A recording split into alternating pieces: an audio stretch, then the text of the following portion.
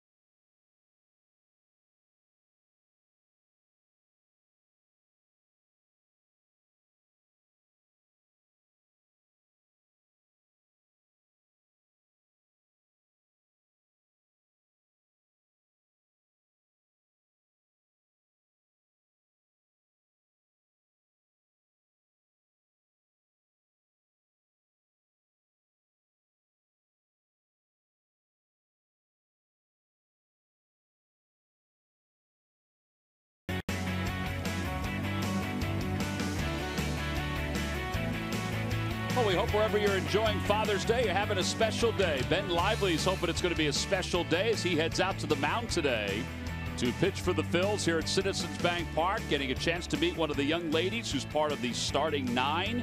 That's something that happens each and every Sunday here at Citizens Bank Park. Let's take a look at the Diamondbacks lineup, brought to you by Xfinity. Xfinity X1 will change the way you experience TV. Gregor Blanco is back leading off in center field. Chris Herman is playing for the first time today. He's batting second and catching. Owings moves from shortstop to right field, and that's because Nick Ahmed is batting 8th and playing shortstop today for the Arizona Diamondbacks. They'll face Lively, who is 1-1 with an ERA of 3. He has 21 innings so far. He's walked 7, which is a little high for him, but he has done a nice job keeping the Phils, John, in games as we've gone through this. Yeah, he's been going deep into the games too, and he throws a lot of strikes, a lot of first pitch strikes. You know, both guys have been pretty much at the top of their game over their last handful of starts. So this could either be a really quick one, or typically when you think there's a pitcher's matchup, it could be 10-8. Well, the first pitch of the day is in there for a strike, so we are underway. And Gregor Blanco, who did not play yesterday but was 2 for 5 in game 1 of this series. Next pitch is upstairs. 1 ball, 1 strike. Blanco has hit it 6 straight. His average at 273.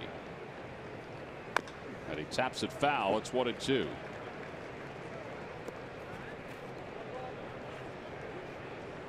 It'll be Blanco, Herman, and Goldschmidt.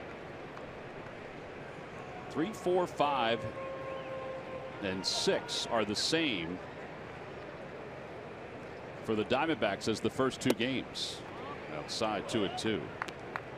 Blanco has a way of showing up on some good teams, doesn't he? He sure does.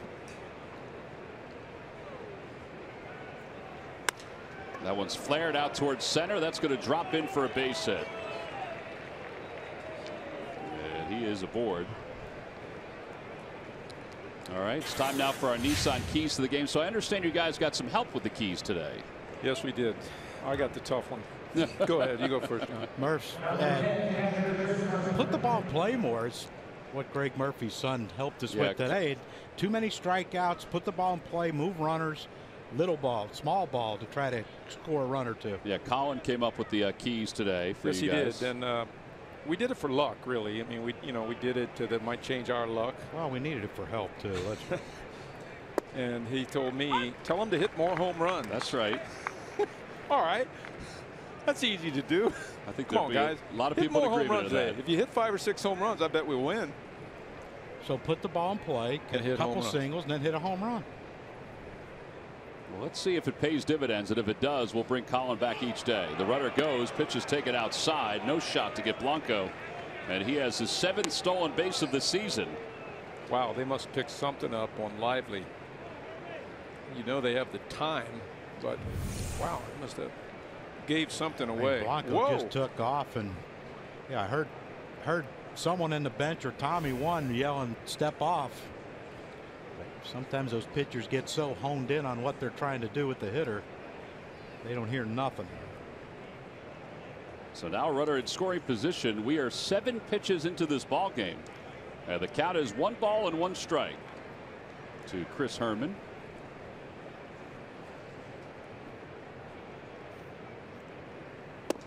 Outside, 2-1. Lively got that little runaway right there. See the ball run from a strike off to the outside corner, off the outside corner. That's what good hitters, and these guys are good hitters, man. They just lay off of that. That's a pitcher's pitch right there. That's the one you roll over on. There it is again. Yeah, outside again, 3-1.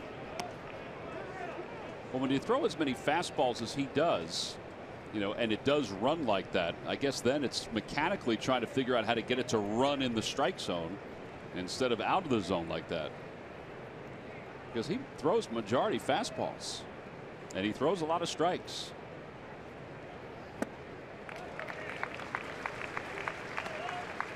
Pete was saying the other day that against the Red Sox, when he gave up some runs early, he said, uh-oh. That's what he said in the dugout. He goes, I said to myself, uh-oh, we're in trouble. But then all of a sudden, he settled down. And he went 7 innings. And tell me they don't need 7 today. Oof. They could certainly use it. And preferably a non-struggling 7.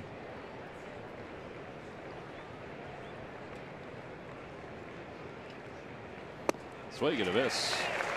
And Herman strikes out. 1 out here in the first inning. Well, that was a ball you just can't pull. I think he had advance the runner on his mind. Advance the runner to third. Watch him try to hook this ball. There it is running away. Yeah, he's trying to hook it the other way and no chance. So Herman's retired. Here's Paul Goldschmidt. Goldschmidt is 3 for 10 in this series. Overall hitting .322 with 15 homers and 55 runs batted in. Mike, you asked yesterday how many times he strikes out. He strikes out every 4.5 at bats. It seems like it's less than that looking at his numbers, or every 4.5 plate appearances. Is that a lot, or is that? So it's about one every. Let's call it 1 every 5. 1 every 5. I don't know if that's a lot for a guy, you know, of his ability. Well, he's going for 100, 700 at bats, right? You said yesterday. Oh yeah. Nice play by Rupp. 1 ball, 1 strike. Guess he plays every day. He does.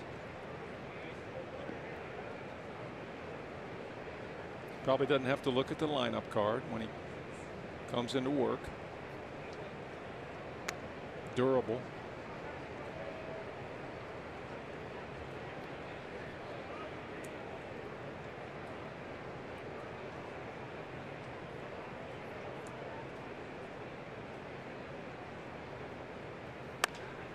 Down the right field line, Altair will give it a look, and it's back into the crowd.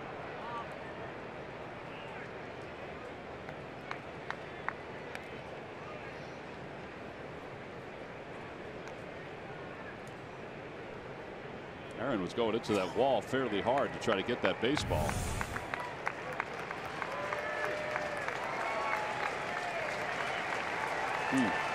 Oh, he banged it on the wall. Yeah, he may have. They didn't used to have padding, you know. We used to run down, third baseline and bang my knees into that darn fence over there.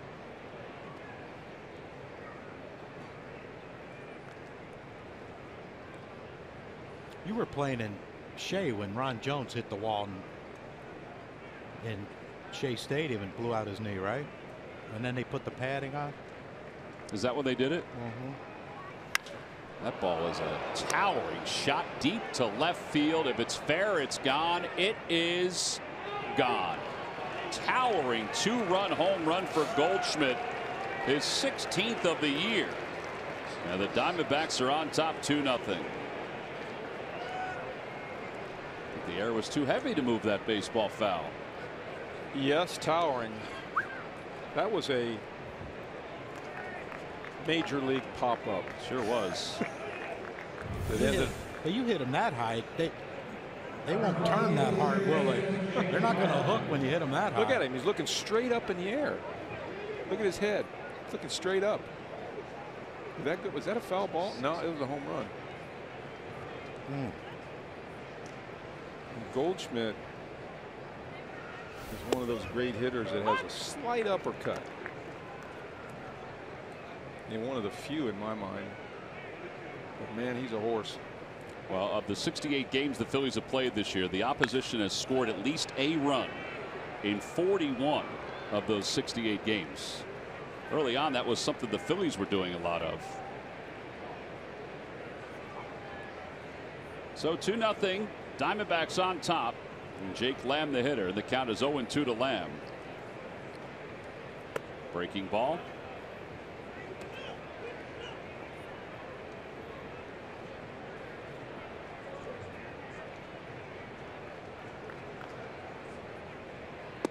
Ball runs away, and it's 2-2. He threw him a changeup. Looks like the changeup and fastball are both doing the same thing, which you'd like, but they're doing it too far out of the strike zone.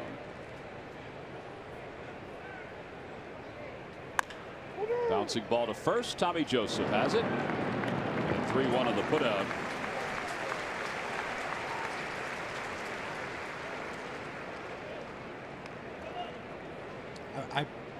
I wish Tommy would take that himself. That way, you know, as soon as you catch it, you know where Lamb is. You can tell Lively, hey, I got it. Let him stop. He doesn't have to run all the way over there. It's a warm day. It's humid. You want him to go deep in a game, you got to conserve some energy at some point. And hit sharp enough where he could do it. Yeah. Here is Owings. I mentioned Owings is playing right field today. It's his 21st game in right field. Hitting .293. And he hits that one out toward left center field. That's well hit. And it's not coming back. A solo home run, and it's now 3-0 Diamondbacks. 8th home run of the year for Owings. This Father's Day celebration is not starting out as too kind of celebration for the Phils.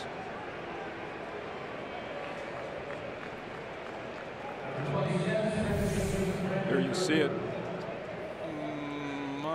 Change up or fastball. Can't tell right there, but I know it's middle of the plate, knee high.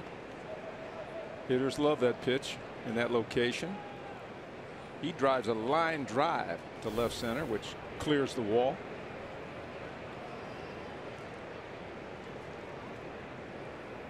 And that brings Drury to the plate. He'll take up high. 1 ball, no strikes. Drury's hit in 7 consecutive games.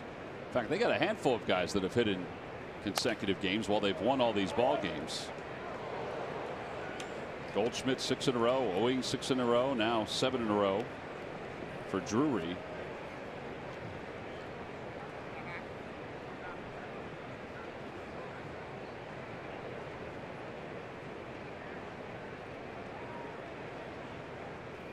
Outside, 2-1.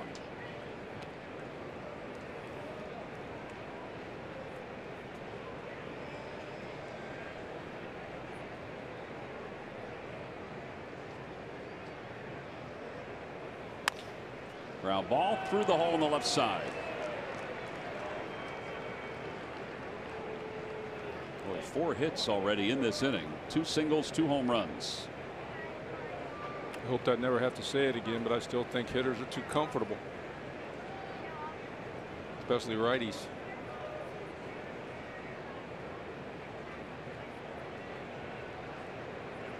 Well, Bob McClure venturing out to the mound.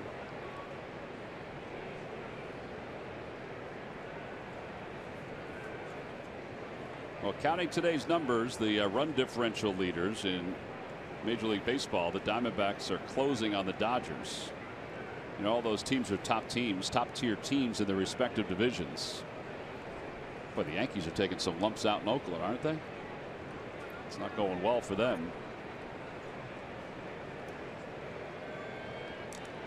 Well, James Hoya is allowing this to be a very lengthy conversation between Bob McClure and Ben Lively. And now he's going to break it up. What if that upsets the umpire when he finally starts to go out to break it up, and as soon as he gets there, they leave? You know, in the old days, that was one of the beauties of baseball before they started the replay system. Manager go out, or they go out to stand there and talk to the pitcher, and they'd let me know when he's right behind me. All right, he'd come out there and he'd turn around and air him out. Right, they'd have a giant beef for about 10 minutes.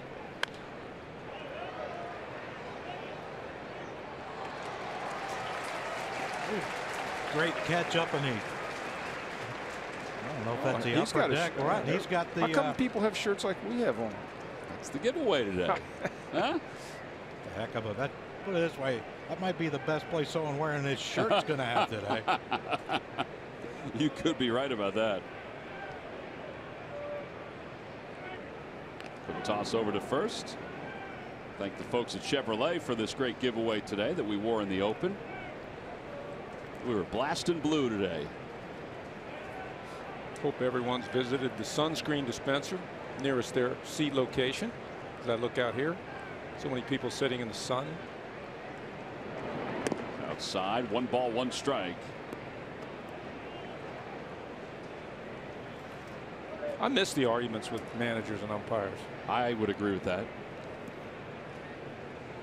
Joe Madden had a chance to argue the other night when John mentioned yesterday, the home run was taken away from Anthony Rizzo. You're not supposed to argue any of the replays, but he decided he needed to, and he got ejected from the game. Yeah, and they, you know, when they showed it, they like highlighted the ball, and it was foul.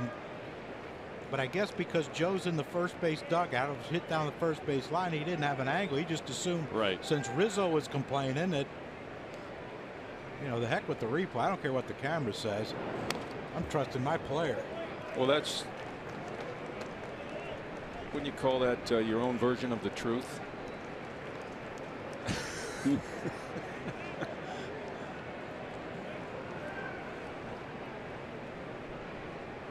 Well, sometimes those arguments, the reason I miss them, they're funny, you know.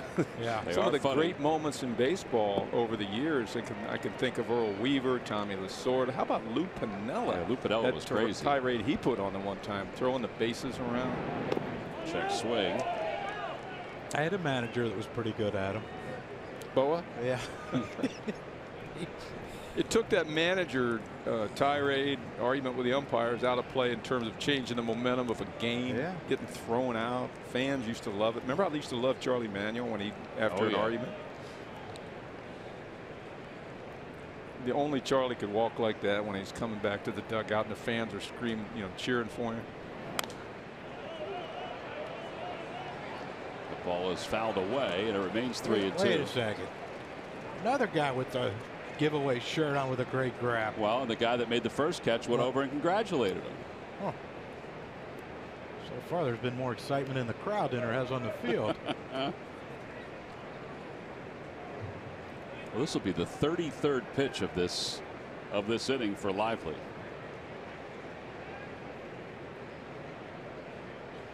Runner goes.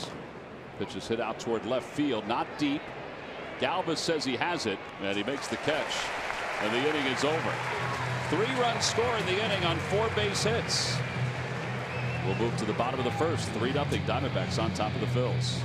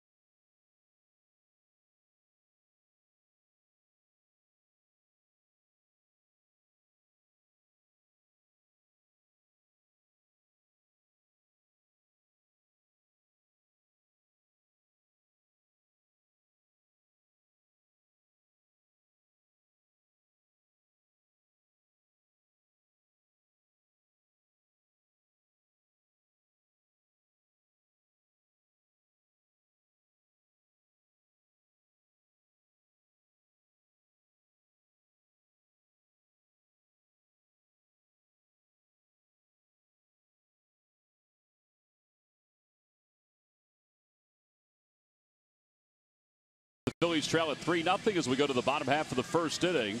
Let's take a look at the Phils lineup, brought to you by Xfinity. Xfinity X1 will change the way you experience TV.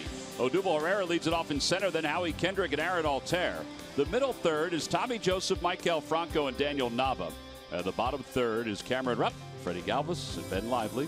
And they'll face left-hander Robbie Ray, who comes in with a record of 7-3 and a very good ERA at 2.62. And 107 strikeouts and 82 in the third innings of work. First time I've seen Robbie Ray. No, he throws hard.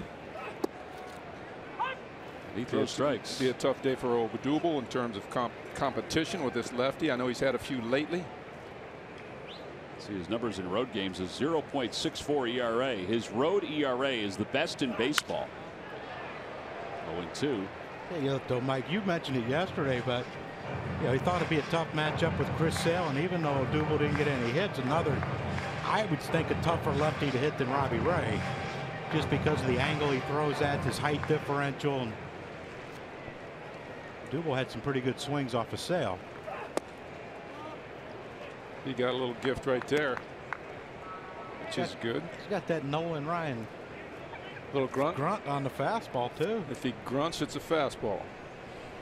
If he doesn't, it's a breaking ball. Yeah. Oh, there's a grunt on a breaking ball. Boy, Odubel had no chance on that. And he is out, 1 away. He was starting to run up the first base line, but then decided not to. And once he left the base path into the grass area, he's automatically out. There's no need to throw.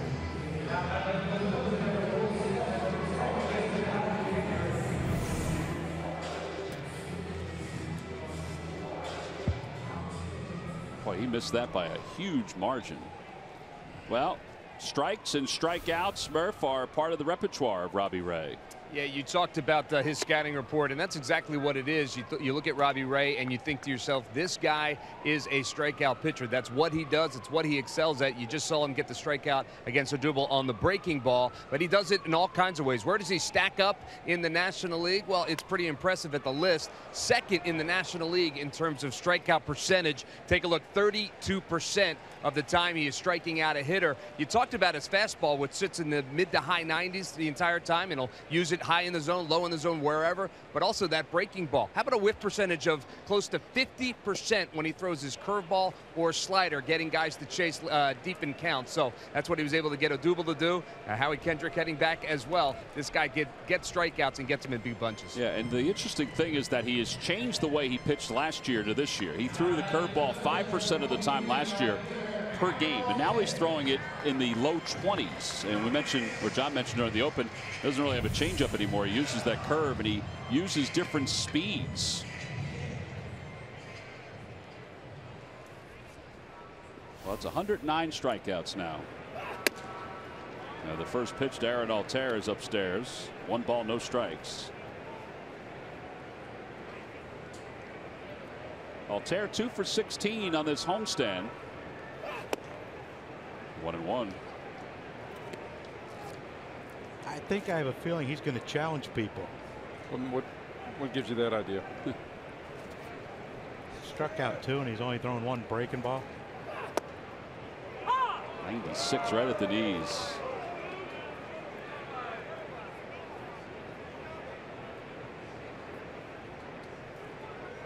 Fans are getting on the home plate umpire. That looked like a pretty good pitch.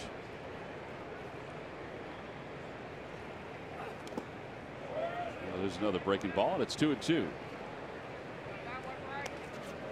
Well, Robbie Ray ranks first in limiting the opponent's slugging percentage, second in strikeouts per 9, second in batting average against, and third overall in ERA. That ball's hit well. Deep to left field. Going back on it is Hazel Baker. It is gone. One too many fastballs. I was thinking the same thing. One too many fastballs. And Altair with his 12th home run of the season. It's a 3-1 ball game. That's good to see right there. I've been struggling a little bit lately. Get the Phillies on the board. Well, Bob Dorr of Bristol, Pennsylvania, you just won $200 thanks to the McDonald's Home Run Jackpot. Introducing the new signature crafted recipes at McDonald's. I'm loving it. 417 feet was the estimated distance. Colin Murphy with the bold prediction of hit more homers. That's right. Got 1 on the board. There's a curveball outside. It's 1-0. Well, maybe they will hit 5 or 6 today. 4 more and we have a lead. 3 more we have a lead. I can't add. Tell you what, somebody smokes a fastball, pitchers start to change around. You know, they start to lose a little confidence in that thing. They keep there and talking about, yeah, he just wound up and threw it, and I smoked it. But somebody hits that fastball good, it puts it in the pitcher's mind. See that already? He's trying to stay off the fastball. 2 breaking balls. 2 breaking balls to Tommy right there.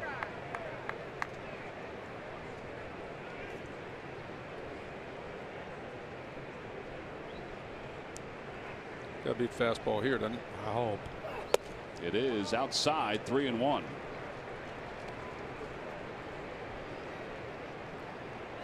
Get you one here, Tommy, right? Got to be Yes, another indeed. heater right here for sure. It started.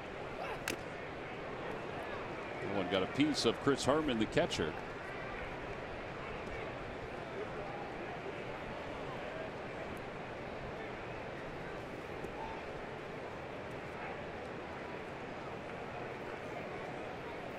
So the Diamondbacks have 3 catchers.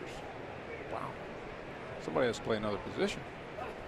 Herman does, right? He does. He plays some outfield. Yep. Yeah, and they I all mean, 3 play. The great thing is they don't need a first baseman. That does make it a little easier that they don't have to worry about who's playing first every once in a while. 3 balls, 2 strikes. The pitch to Joseph. And he pops it up to the right side. Drury, the second baseman, says he's there. And he makes the catch.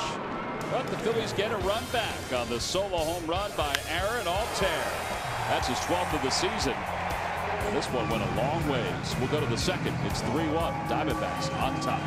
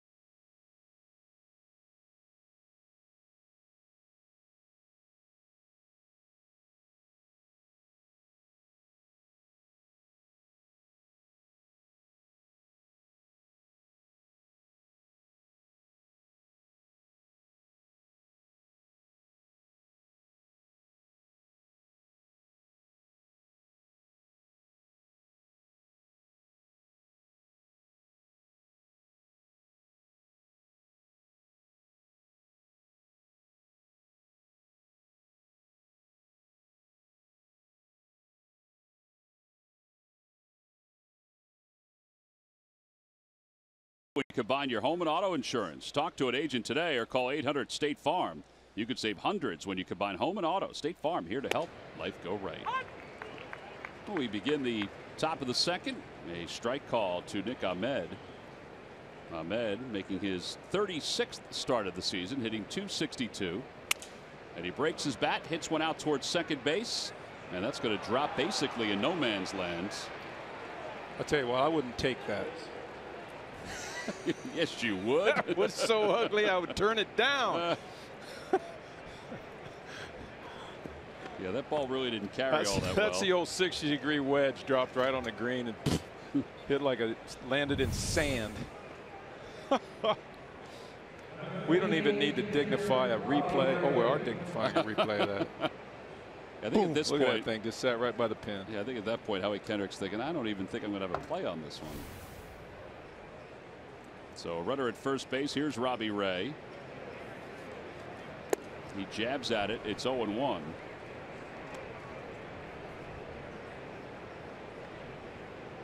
Robbie Ray hitting .250.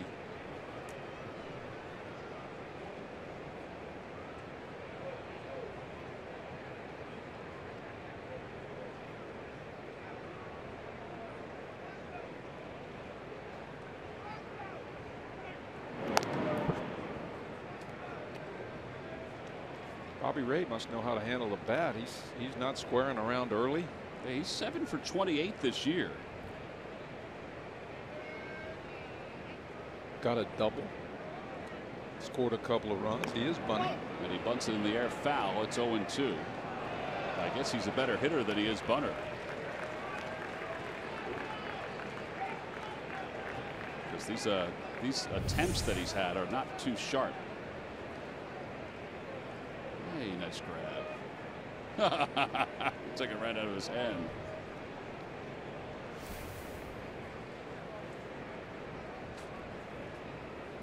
Takes high, and it's 1-2.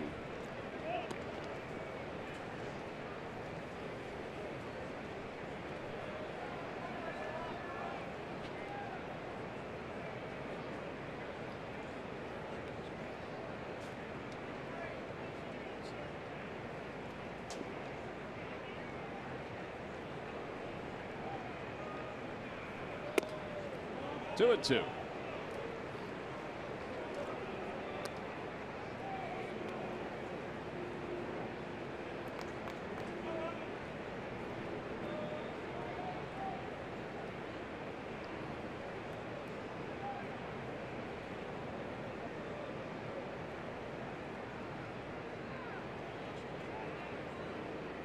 And he bunts it back toward the mound. They've got to play it second. And there's one.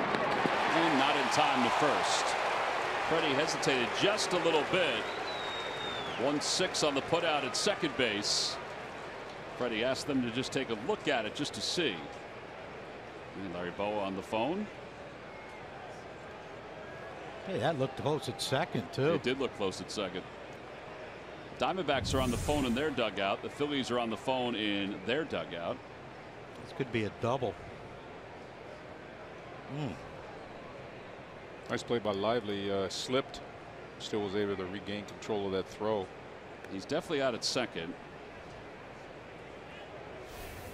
Apparently safe at first. Yeah, the Phillies are not going to review it.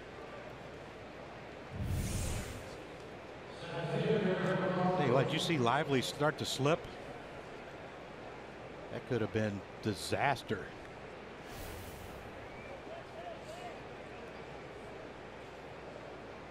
So a fielder's choice.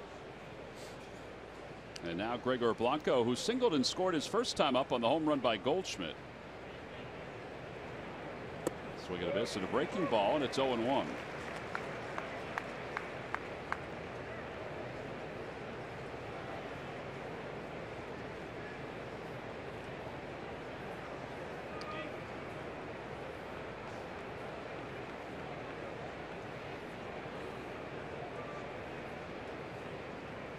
I did not see any reason to hold that pitcher on at first base. John, you were an old first baseman. What are we gonna lose if he plays double play depth at first base? Pitcher gonna steal? Pitcher gonna get a one step further jump? Not like he's gonna beat a throw to second on a grounder. I mean, I'm thinking that hole wouldn't be there for the left-handed hitter. A little thing like that. I mean, I'm willing to listen if somebody can explain it to me. But a lot of things in baseball we just do because they've always done it. Right? Well, there is some truth to that. Guarding the line late in the inning, late in the game.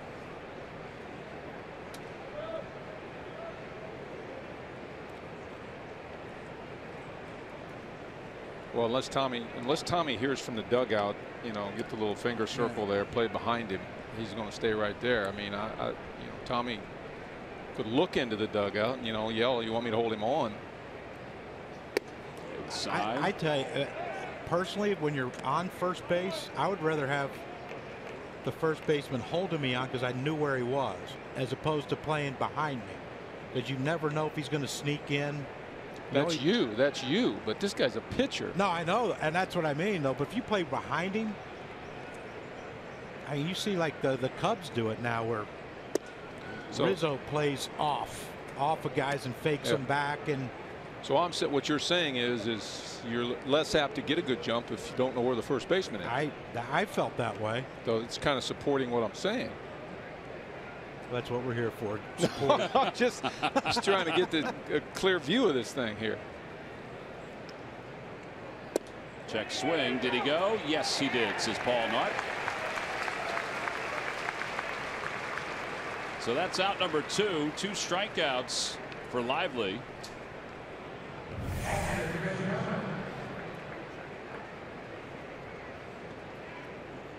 But that runner, it's on the plate and then it isn't. 6 inches outside. Couldn't hold back. Herman struck out his first time up.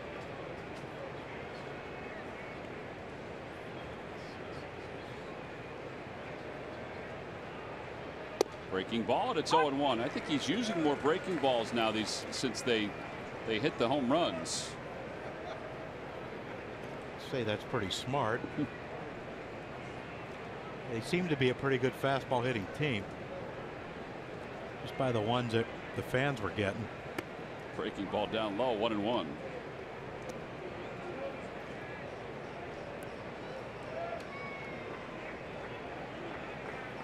Herman has hit in 15 of his last 18 games. This is his 22nd or 27th start of the season. Little dribbler foul, 1-2.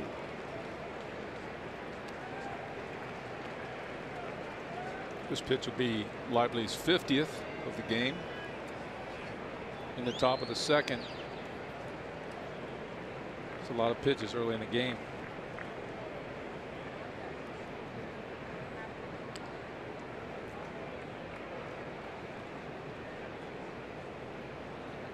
Got him. Back-to-back strikeouts. 3 strikeouts for Lively in the first couple of innings. No runs, 1 hit, and 1 man left. We'll move to the bottom of the second.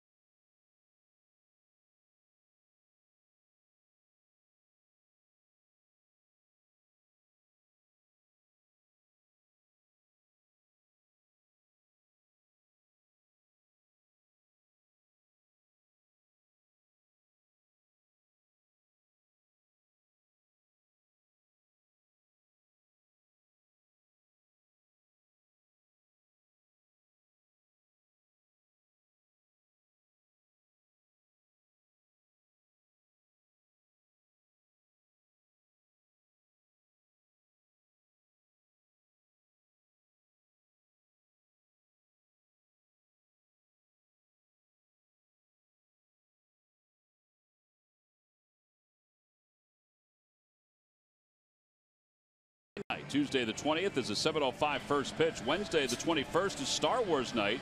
And then Thursday the 22nd, it's a 1:05 Citizens Bank Business Person Special. Get your tickets now by going to Phillies.com. Cardinals are leaking a little oil since we saw them. They're back to 4.5 games out. They're 5-5 in their last 10. The leader of the Central Division, the Milwaukee Brewers, now lead the Cubs by 2.5. All right, we go to the bottom of the second. It'll be Maikel Franco, Daniel Nava, and Cameron Rupp. The NL West has Colorado ahead of Arizona and Los Angeles. Arizona will leave here, have an off day in Denver tomorrow, and play the Rockies beginning Tuesday night. And who would have thought in the middle of June, when the season began, that those 3 games would have some relevance to them. The Rockies are so far 4-2 against the Diamondbacks. Got to win within your division if you're going to do anything in your division. Arizona's success, their greatest success, has come against the American League. They're 9-1 against the American League. Who are they playing this year in the interleague? That ball's hit well out to right field. Going back on it is Owings. It is gone. An opposite field home run for Maikel Franco. 8th home run of the year. It's now a 3-2 ball game. All right. He wanted more home runs. Yes, he did. We're working on that. That's a good key to the game. First ball fastball. It's only his 2nd home run in his last 106 plate appearances. I'll tell you, that's a good one too. Had a little up and away on it. That ball's hard to hit. Look at this. I mean, he plays in a great hitter's ballpark. He should be used to this, but you know, that could be one of those things like, oh boy, now what? Now what do I do? You wonder if his command might be, get a little reluctant to try to throw that fastball again. Well, you know, when the fastball's up and away like that, that's hard to get that ball down on the line. That's a good hit. I like to see aggressive. Gets a great pitcher like this. There you go. Now we're starting him off with curveball. Yeah. First home run since the 4th of June for Maikel Franco. I mentioned he only had 1 home run before this in his last 100+ plate appearances. It's been a tough road for him. Outside, he went with something soft again. It's 1 ball, 1 strike. Robbie Ray used to be like real wide. He took a big, when he brought his right foot back, he would bring it back really far and really slow and deliberate. They got him to speed up, and command got a lot better, and fastball velocity he's maintained his velocity throughout the game. Yeah, last year it was 22.9 seconds between each pitch that he had.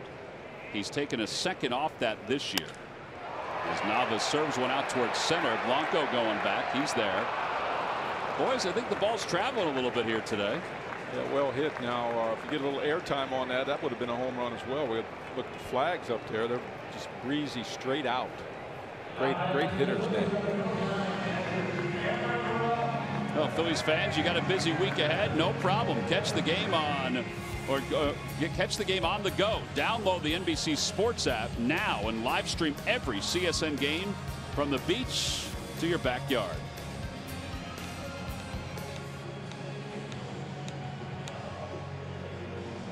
Here's a guy that can take you out to right field. Yes, he can.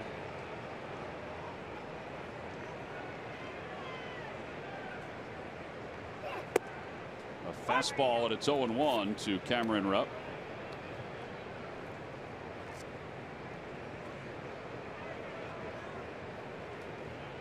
Cabining 208 with 5 homers and 14 runs batted in. How many you think Colin wanted? Would he settle for 4? He said 5. He said 5 or 6. 5. Okay. I think that's what he said. Hey, we're only in the second inning. I You already had 2. know. 1-2.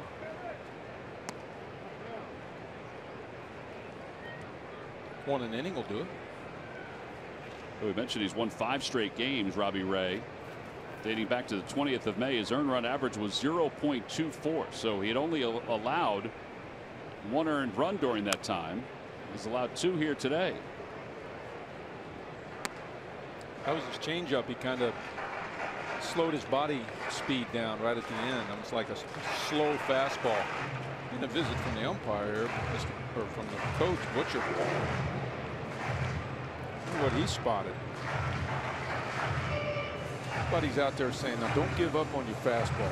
Don't, don't can that fastball just because you had a couple of them hit 400 feet. Still 96, 97. You might want to continue to throw that one.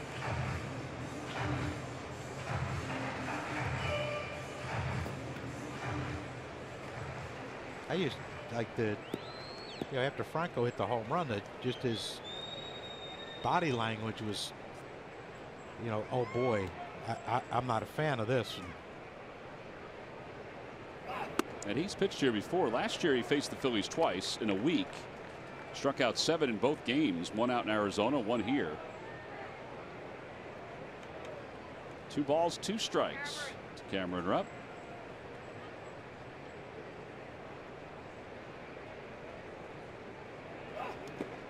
And 3-2.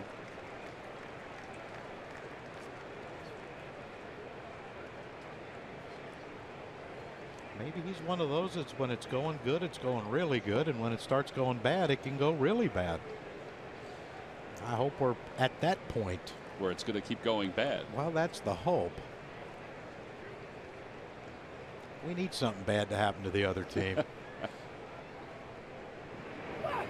Swing and a miss. Rupp strikes out, and 2 outs, 3 strikeouts now for Robbie Ray. And Freddie Galvis coming up. That just has to be a good feeling if you're a pitcher, right? Look at this. You just rear back, you grunt, and it pops the glove. 97 up and away.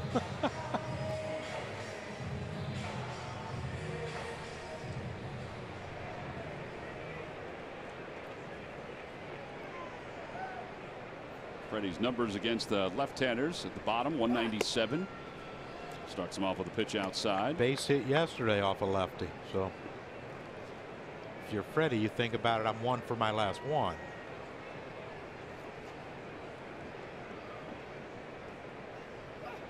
In the dirt, 2-0.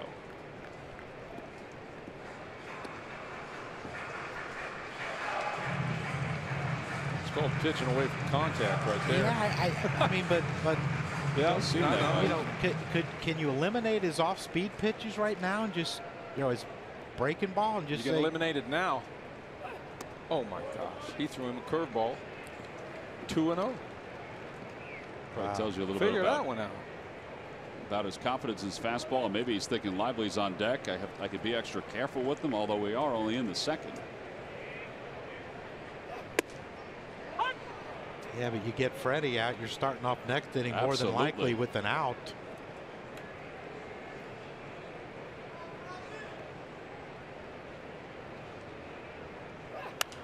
Freddie pops it up foul. It may have been ball 4.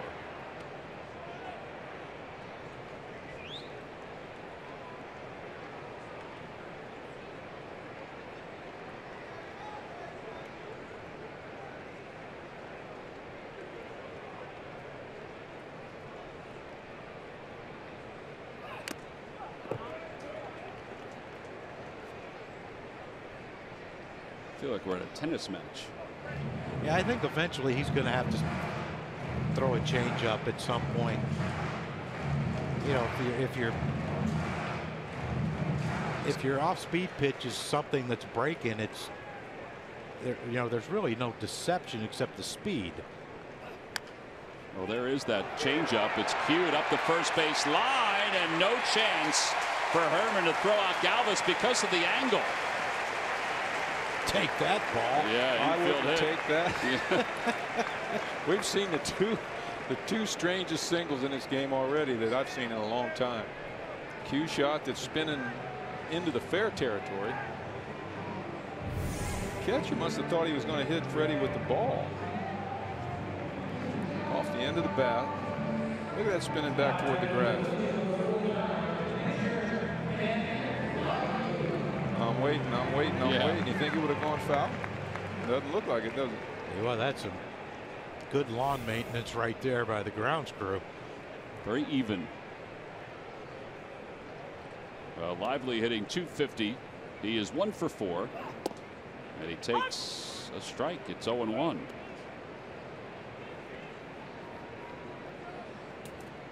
Yeah, this Robbie Ray is a high energy pitcher. I'm telling you, it's hard to believe he can go at this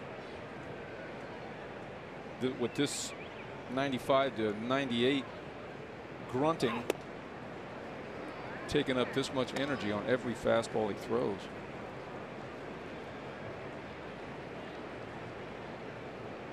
Maybe the humidity will get to him and he'll have to take a seat after 5. Hopefully we knock him out before that. 0-2 pitch coming to Lively. In the dirt, blocked by Herman. And he just wanted to throw. He's going to throw a couple breaking balls to Lively now.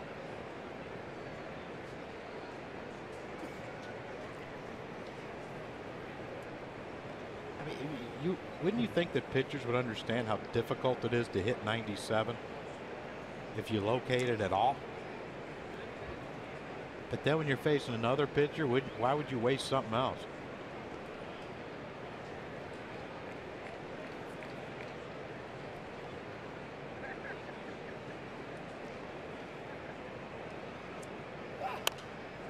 Lively whacks it foul.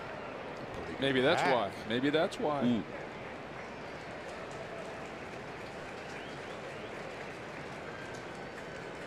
There are a lot of days out of taking that swing into a game.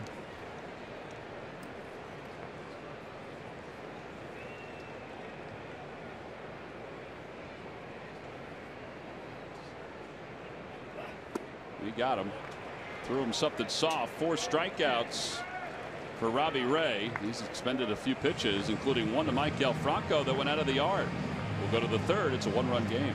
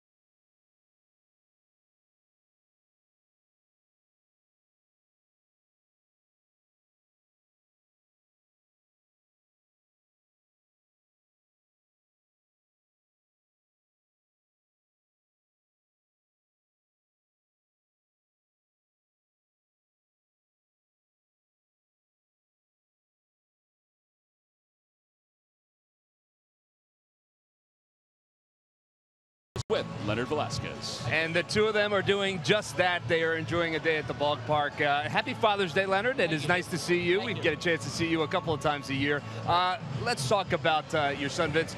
We'll talk about your first pitch in just a minute, but I want to start off by talking about Vince because, you know, we've gotten a chance to know him. He's a terrific young man. But I wonder, what was Vince like growing up? What was he like as a youngster? You know, Vincent, when he was 4 years old, where I pretty much started, he's always had this passion for this game of baseball. And matter of fact, there was times when it was time to go to bed, he would go to bed with his bat and his ball, because I would tell him, these things are going to make you or break you, you know. And then when you would do the fielding, I said, if you can't use your glove, you use your body.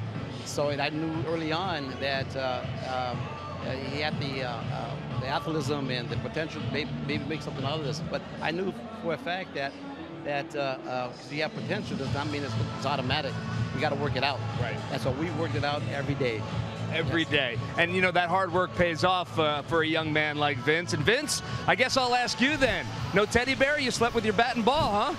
Yeah, you know, that's a good memory to have. My dad actually just hit me right now. Yeah. But, you know, something like that, you know, that's a good feeling to have. But, no, never a teddy bear. And even even when I got older, I mean, even when I was younger, it was never really a teddy bear. It was more of a baseball glove. Because like you said, you know, you're going to cherish those things. Moments like that, you're going to cherish on an everyday basis. You're going to get a brand new glove, brand new cleats.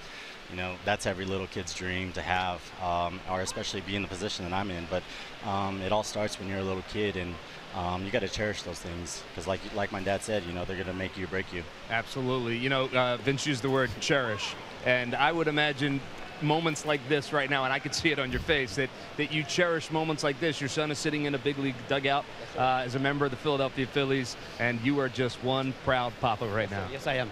But thank you very much. But hey, if I may, I want to share with you guys that it was a big honor to be here to do what I did today. I'm going to remember this for the rest of my life. But I want to go back a couple of weeks ago when we got the call from Sophie there, and of course I was working, and my wife called me up and she said that they asked me if I wanted to do the ceremony first pitch, and I said, "Is a Pope Catholic?" I said, "Oh yeah, I'll be there." But I told my wife, I said, "Sudi, when I do this pitch, I said, You want me to do a fastball, changeup, curveball? Because I can still bring it on. And she says, I don't care what you do. Just get it on the plate and don't embarrass my son. Just get it over the plate. Good advice, Bonita. Good advice indeed. He also mentioned. And Vince, we're taking a look at the pitch. Your dad brought it today. I can see where you get it from. You had to be proud of him. Yeah, you see that pin spot, the location right there on the inside? Man, he painted it really well. But, I mean, I did a good job framing it. You think so? Yeah, I think you did. You framed that very well. I mean, again, I was a catcher, so, you know, you see where the athleticism comes from. I mean, not to be cocky or anything like that, but I was a catcher myself. So, I mean, I like catching. It's a fun job to do, good position. But, you know, again, you know, something like this is it's a great opportunity to take advantage of. You know, not every, you know, father has the opportunity to do this, but, you know, who's ever next in line, it could be, you know, Eichhoff or one of those guys, but you know, just the heat of the moment, you know, it's a great feeling to have on both ends, my end, my father's ends, but then, you know, from the outside looking in, my mom's watching, my brothers are watching, all the families back at home. Hi to all the family back at home. But again, it's just one of those things, you know, inside it's just a great feeling. It's just the feeling of awesomeness. It's just, it's a breath of fresh air. And again, I can't be more appreciative and thankful to have my dad come out here today, but then also for the opportunity out in hand, in front in hand. So again, it's again, you know, this is a dream come true. Another dream to come true, because not every father, again, is capable to come out here. You know, a lot of fathers are busy taking care of their family of their own, but again, you know, again, I'm very thankful for today.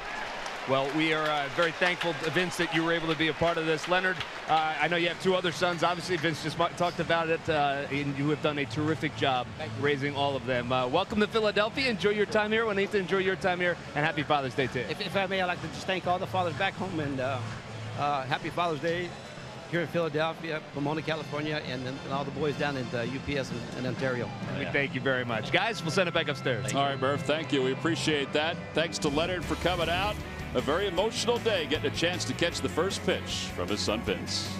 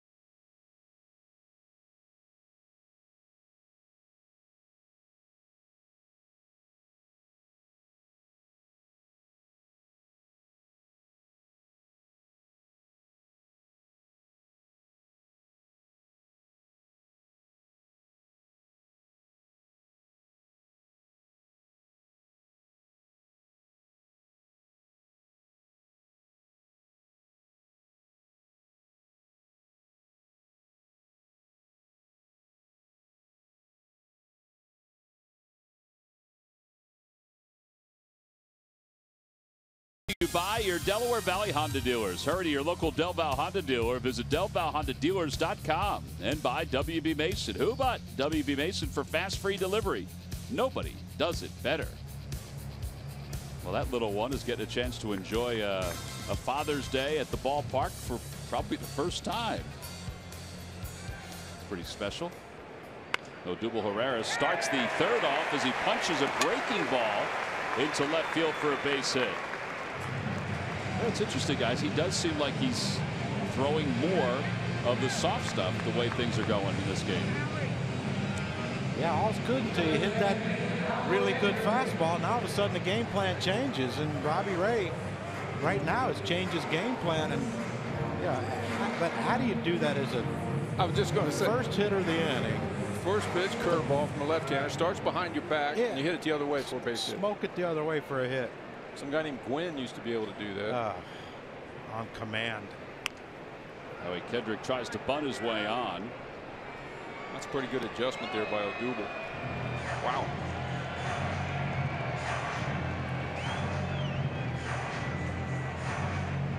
Good idea by Kendrick there. Push a bunt to the right side. Left-hander falling off towards third.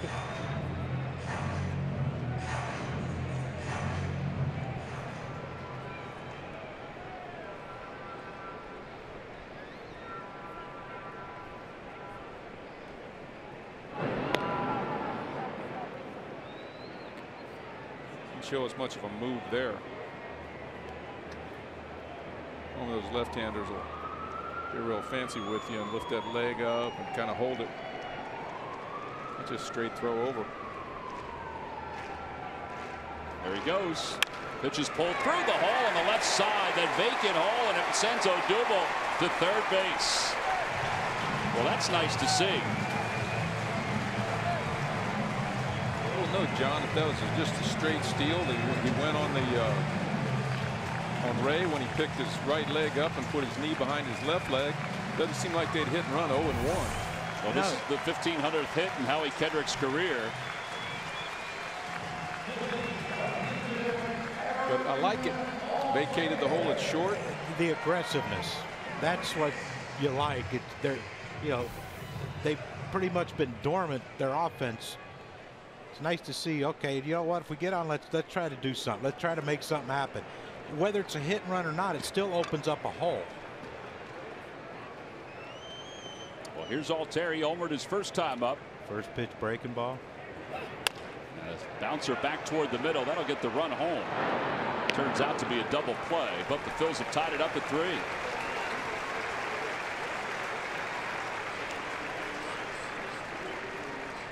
No RBI for Altair. Howie Kendrick is one of 29 active players now that has reached 1,500 hits in his big league career. Well, you like to tie the game up. You like to get him home, but you sure don't like to do it by hitting to a double play.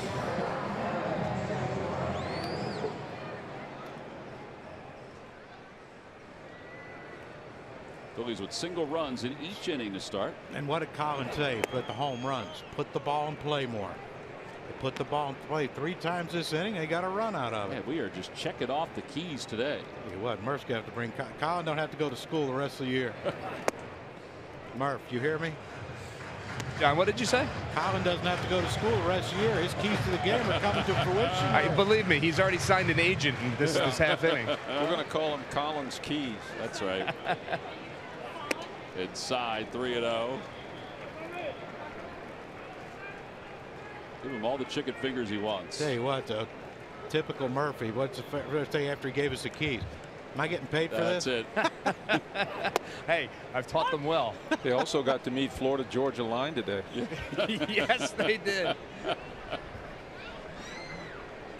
3 balls and 1 strike to Tommy Joseph.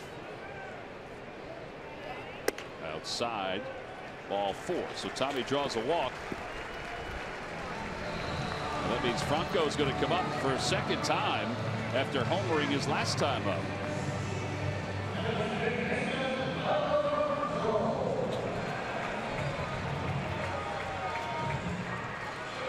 You sit on a breaking ball here? I was just thinking it's 3-1 curveball to walk him to bring a guy up that just smoked it to right field for a home run.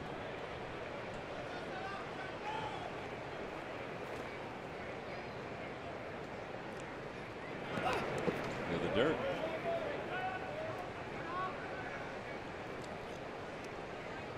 Robbie Ray is getting a little shaken. Let me ask you, if we could sit up here and basically say, okay, this is what he's going to throw. About 50% of the time. But go ahead. Do the hitters think that way too, or do you just not trust it? Well, how do you guys? The more I sit up here, the more I understand how you just can't guess anymore. I mean, in our day, we could. I probably could go 8 out of 10 on a guess back when I played. Right? So it's that drastically I think it's more like different 5 now? out of 10 now. Wow. Boy, that is a pitcher's pitch, and it's 2-1. But would you guys be cognizant enough to, you know, eliminate certain pitches? We could try quickly? it up here. We could have a little 1 inning where. In the dirt again, gets away for a moment. Joseph on his way to second, and he'll get there. Just barely. Wow. Oh, wow. Herman made that close. He sure did. And they're checking. He might have gotten him only because Tommy Joseph's foot came up as he slid in. See how high it is right there?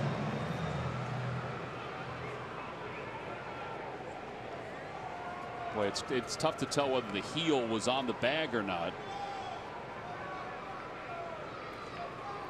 Yeah, they're not checking. I think the heel may have been on the bag, or it's too close to call. All right, here's a pitch for you. What would you guess in this pitch back in your day? First base open. Guy just hit a home run. Breaking ball. I guarantee he's throwing him a breaking ball. I'm thinking along with you. I think so too. A hard one. Yeah, that Either hard ball 4 or a swing and miss.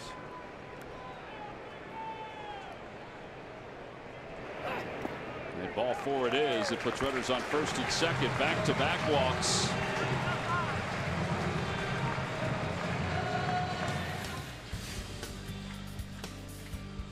Well, coming into this ball game, Robbie Ray was part of our State Farm combo with Zach Godley. Lowest combined ERA for the starting duos to go along with Kershaw. Alex Wood's been fantastic for the Dodgers, and Keuchel and McCullers both have been banged up recently. State Farm here to help life go right. But Ray's earned run average has gone up a tick with today's game. Putting a pounding on him. Father's Day beatdown. That away.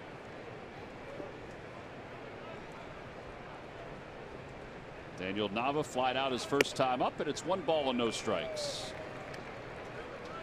All right, you got a 1-0 pitch right here. 2 men on base.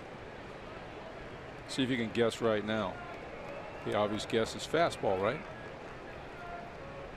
With a guy that throws this hard? Yes.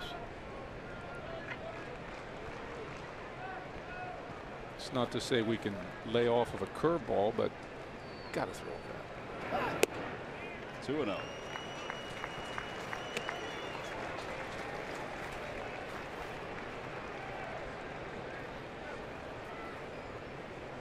Well, here comes a 95-mile-an-hour iron Mike fastball, knee high right down the middle, right? Don't hit it to dead center again, though, like he did last time. Get out in front of one and hit it a little shorter part of the park. 2-0 pitch. And Nava takes a strike. It's 2-1.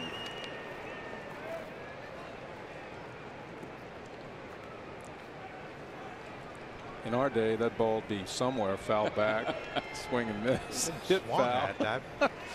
Probably would have been swung at. Yeah, right. After that, who would know? But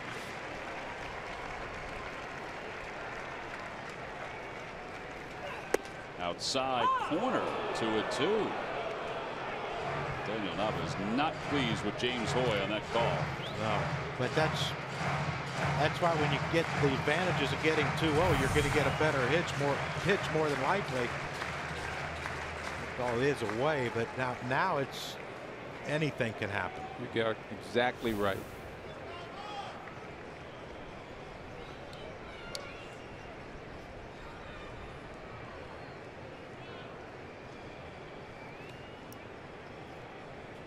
Two balls, 2 strikes with runners on first and second. In the dirt, 3-2. Runners will be off on this next pitch. Boy, he's lost field with that breaking ball. Not even coming close. And that's a great thing now with 3-2, 2 outs. You know, Tommy's not the fleetest of runners. Well, do you think he would rather start over on Rupp and take a chance on getting a swing and miss by throwing the slider again in the dirt, or do you think he's going to challenge him? He challenged him 2-0. He challenged him 2-1. What though, that slider in the dirt, if Herman doesn't block it and keep it somewhere close with Tommy running, 3-2. Hope Karam's away far enough, we might have us one. Especially if it bounces toward first base, the first base dugout, because Goldschmidt's playing way over. I knew this was going to be an important pitch. Look at everybody. Everybody. Oh, change the sign. I go tell Going to the center fielder. the first sign after 2. That's the second time they've done that. The middle Yesterday infield. they did it yesterday with Tommy Joseph at second. Yeah, but the middle infield did it 2 pitches Oh, prior did they really? to this. Now you really don't have any idea what he's going to throw. In fact, they didn't give a sign. 3 balls, 2 strikes. Runners go. Pitch is fouled away.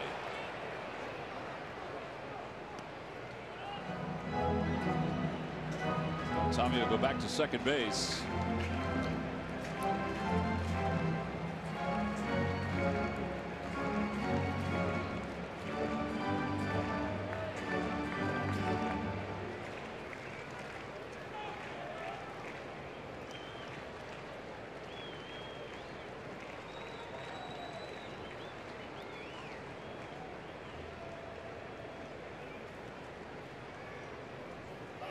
Outside, ball 4, and they are loaded. 3 walks in the inning. And Cameron Rupp is coming up.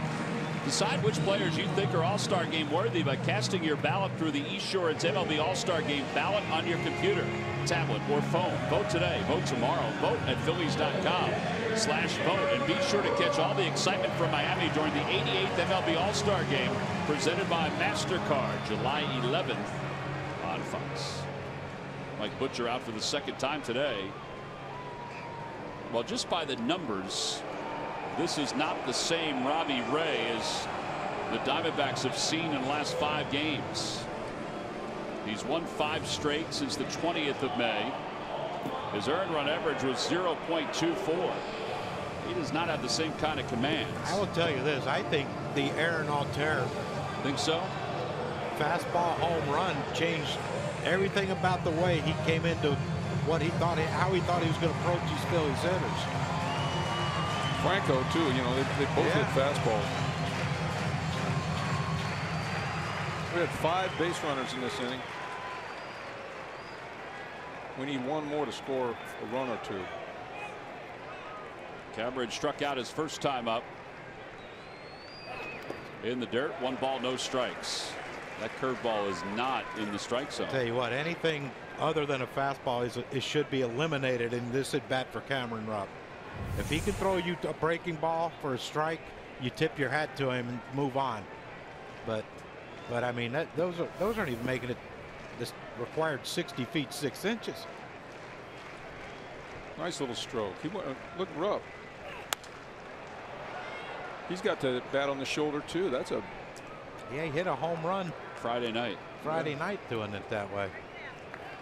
It's worked for a couple of guys. Hope it works for Cameron. Pretty good numbers with the bases loaded, huh? Let's get him his first grand slam. Credit Matt Stairs for that.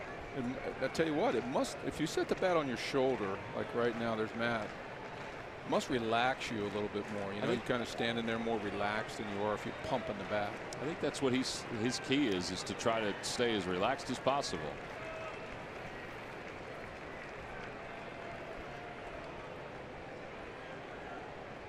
One ball, 1 strike.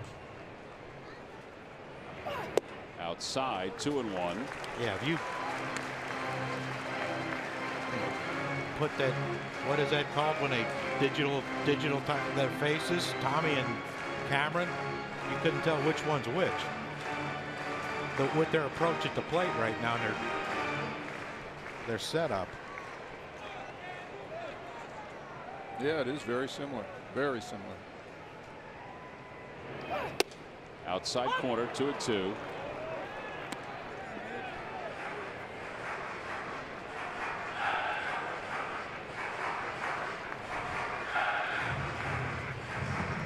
He's going to have to fight a breaking ball here, isn't he? Yeah, but I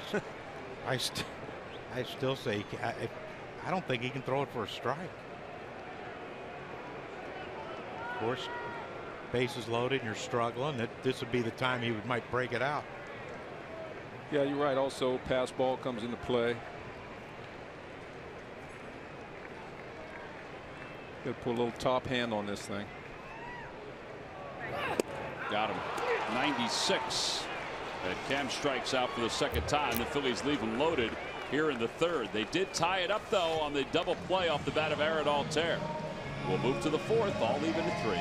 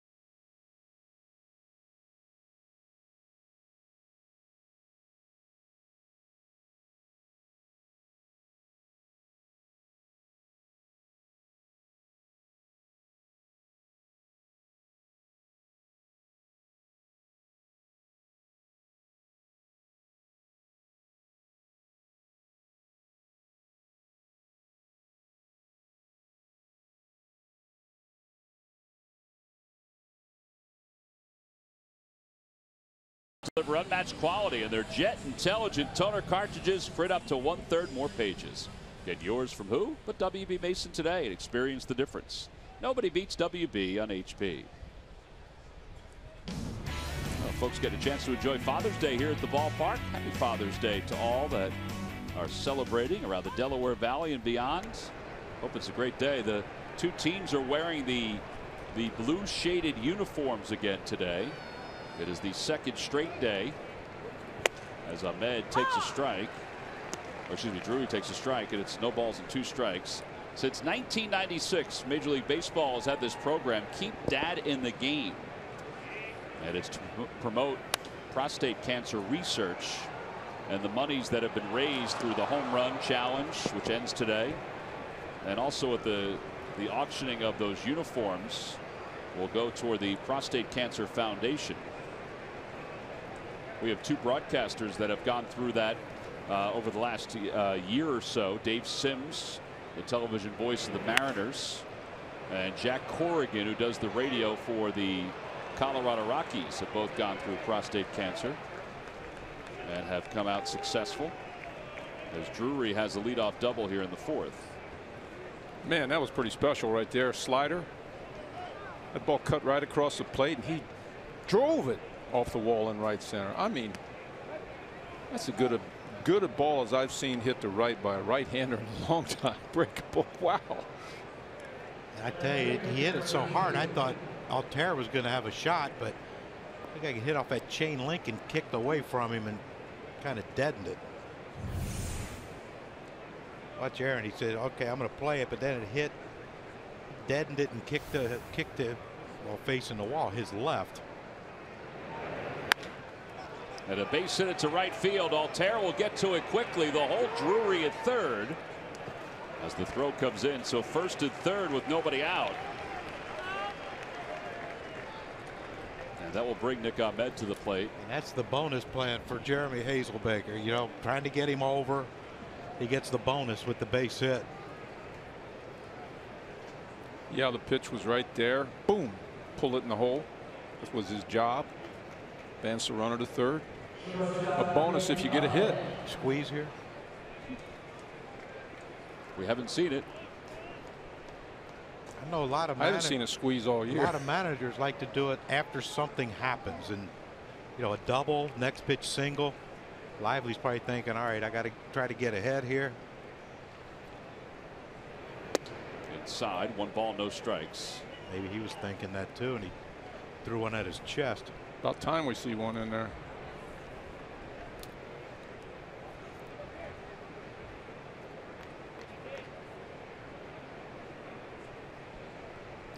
Nick Ahmed got the Carolina blue shoes too.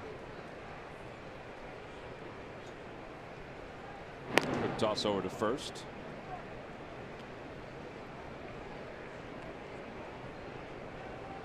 Was it your older brother Joe that's a big Carolina fan? Yeah. Friends with Roy Williams.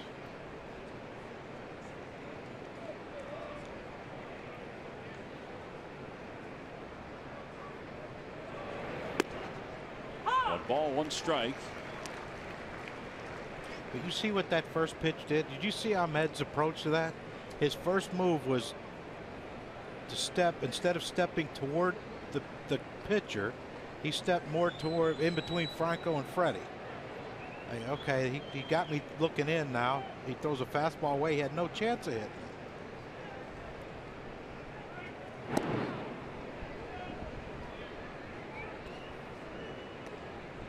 Well, what did Pete Buchanan say the other day? He said, if I was a pitcher on this team, I would have to be impressed with Ben Lively, and I would have to take a look on how he is doing his job out there. And part of it is the amount of strikes that he's throwing, but also the approach that he has to some of the hitters. Now, he hasn't had the same kind of command today. He's already at 66 pitches with nobody out here in the top of the 4th.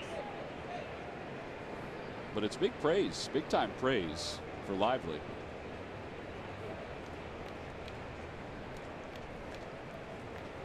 Two balls, 1 strike. 2 balls, 2 strikes. He tells you how funny a game it is. His easiest inning was his last inning, and he went through Goldschmidt, Lamb, and Owings, who 2 of those 3 guys have home runs against him this game, and the other one's leading the league in RBIs. Yeah, he kind of thought he found something there.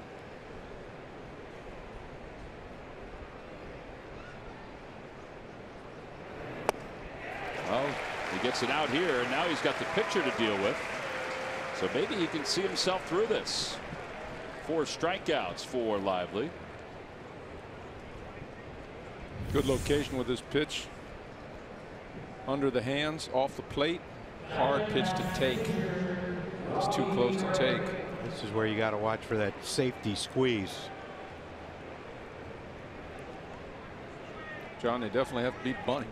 Yeah, that's what I mean, though, the bunt. But, you know, if he bunts it in front of home and Cameron comes up firing to second, you know, good chance Drury might try to. So Franco has to take home. You know, has to communicate with the pitcher and say, if I field this bunt, you have to go to third.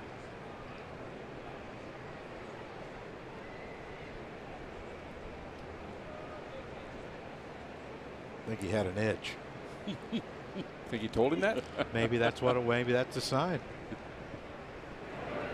Does square it. He bunts it to the right of the plate. The sacrifice to second will be successful. But fortunately for the Phillies, the bunt didn't get out there far enough to allow the runner at third, Drury, to come home. Yeah, Cameron did a good job looking while he was running out for that ball. He was checking Drury at third base to see if he was coming.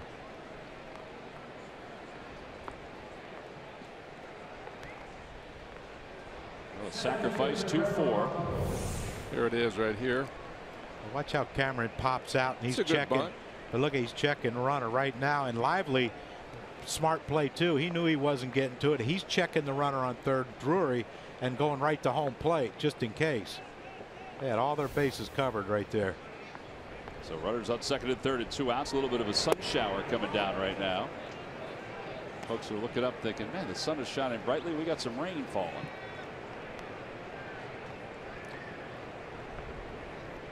Our local weather guy kind of pointed that out to me between innings. Is that it though, Mike? Nothing else going on? Uh-oh, little check swinger. Yeah, ground ball softly to second. Lively gets out of the jam after the first 2 runners or first 2 hitters Reach base safely. No runs, 2 hits, and 2 men left in scoring position. We played 3.5.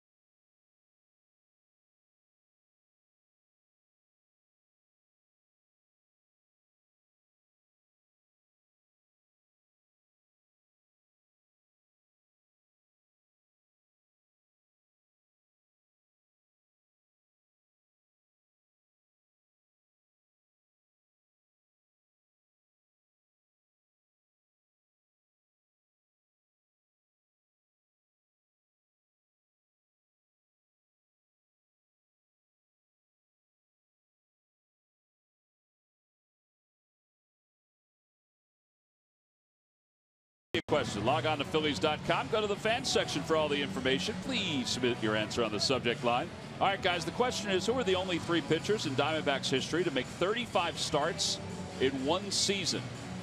3 pitchers, Diamondbacks history, to make 35 starts in 1 season.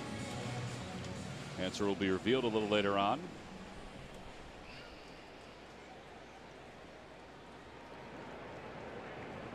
We start the bottom of the 4th inning with Galvis, then Lively in the top of the order.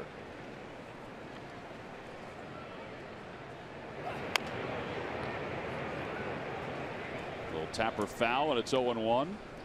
John's amazing. Got amazing recall about baseball history. Remind me of that when I'm your age, my friend. We had this discussion yesterday, didn't we? I had one. Yes, you did have one.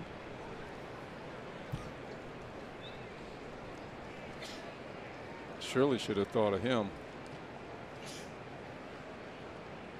That one is golfed deep down the left field line, but foul. Wow. I think he was a little ahead of that one. Just a bit. I like that. I like that. You know, get the head out. Now you got to choke up and poke. Slowed him up.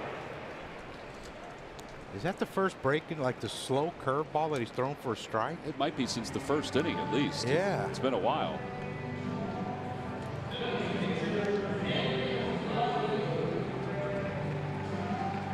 No, is that a changeup? No, he doesn't throw one. He used this slow curve for a changeup. That looked like it right there. It just wasn't that big a break. Lively sends one in the air to left center field. That's pretty well hit. Hazelbaker into the alley is there, and he makes the catch. 2 outs. Phillies baseball is brought to you by Nissan. ShopChooseNissan.com. And by Jefferson Health. Call 800-JEF now or visit jeffersonhealth.org.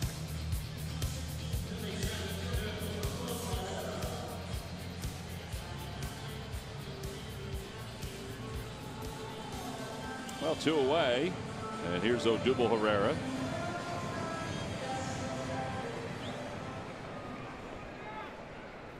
Fastball first pitch, I would imagine. Howdy darn, he threw him another breaking ball. He got another hit. Well, he looped it right into center field. First ball hitting. I don't mind that. I tell you, that was my theory. Lefty on lefty, especially a tough lefty, is try to get him early. I felt like the longer the at bat went, the less chance I had, or the better chance he had of making a great pitch. Particularly with 2 strikes. Yeah. Solid theory. Yeah, it works sometimes. Shorten the at bat. Well, here's Howie Kendrick. Kendrick is 1 for 2.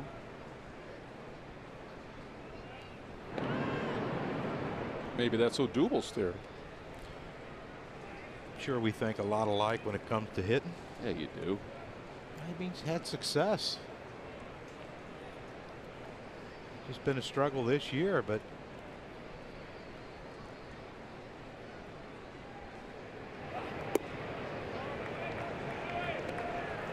well, there's that breaking ball again that goes down. 1 ball, no strikes. Phillies now with 6 hits. The Diamondbacks with 7. Phillies' issue has been with runners in scoring position, particularly in this series. Left the bases loaded the last inning.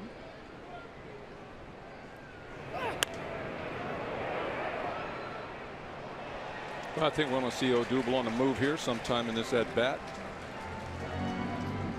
They'd like to see him get down there as soon as he can. Well, these shirts are bringing out the best in our fans. Thank goodness he made that catch, because the guy on the phone may have been in a little bit of trouble. There's a nice crowd here today. Yep.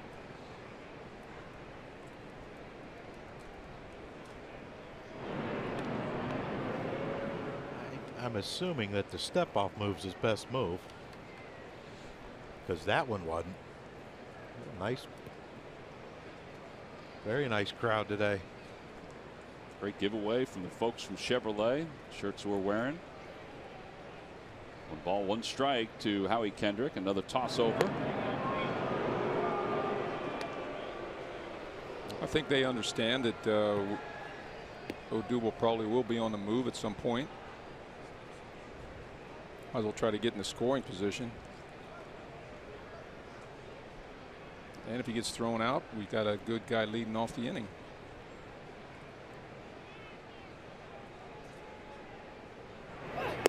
Up and away.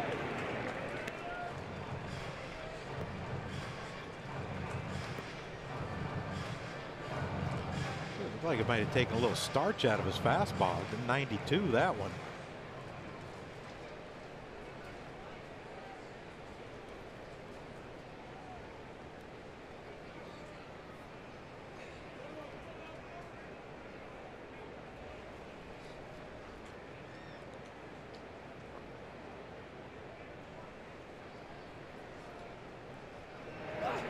Swing and a miss. 2 balls, 2 strikes to Kendrick.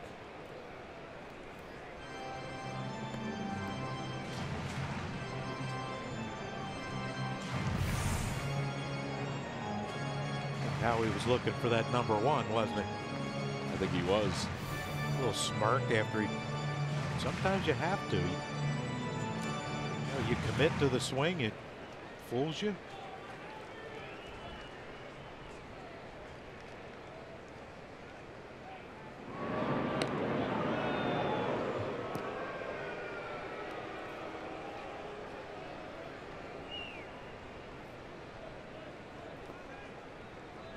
Do you run here, or do you wait to 3-2 when you know you have to run? I think if you think he's going to get another breaking ball, you go now. He does get another one, so it's 3-2, and now he will be off with 2 outs here in the bottom of the 4th inning.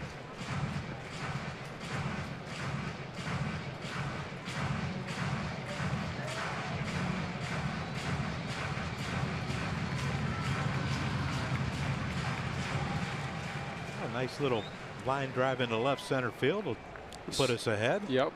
This should be an automatic one. Fastball right there. And he fouls that 94 away. That up in the zone, that's a tough one to hit. And it's really tough to lay off of, too. You see it so good until it's by you.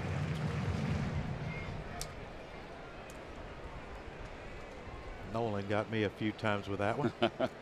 Me too.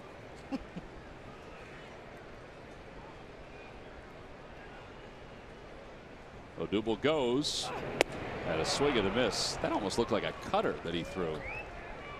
It definitely had some break to it. It was probably that curveball that's produced a lot of these strikeouts. 7 today We go to the 5th.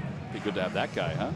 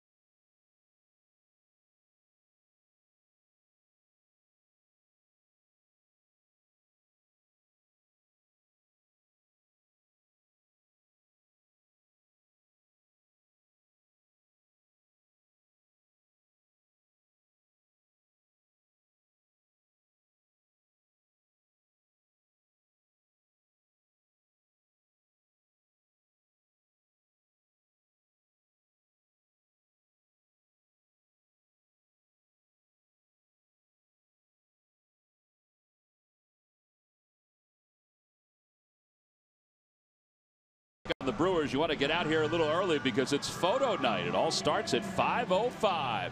Opportunity for fans to take photos with their favorite players, coaches, broadcasters, and of course the great Philly fanatic. Go to Phillies.com to purchase your tickets today.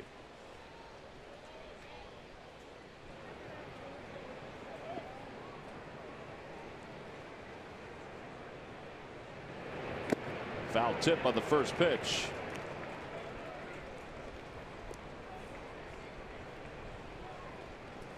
On Chris Herman. Herman has struck out twice. Breaking ball.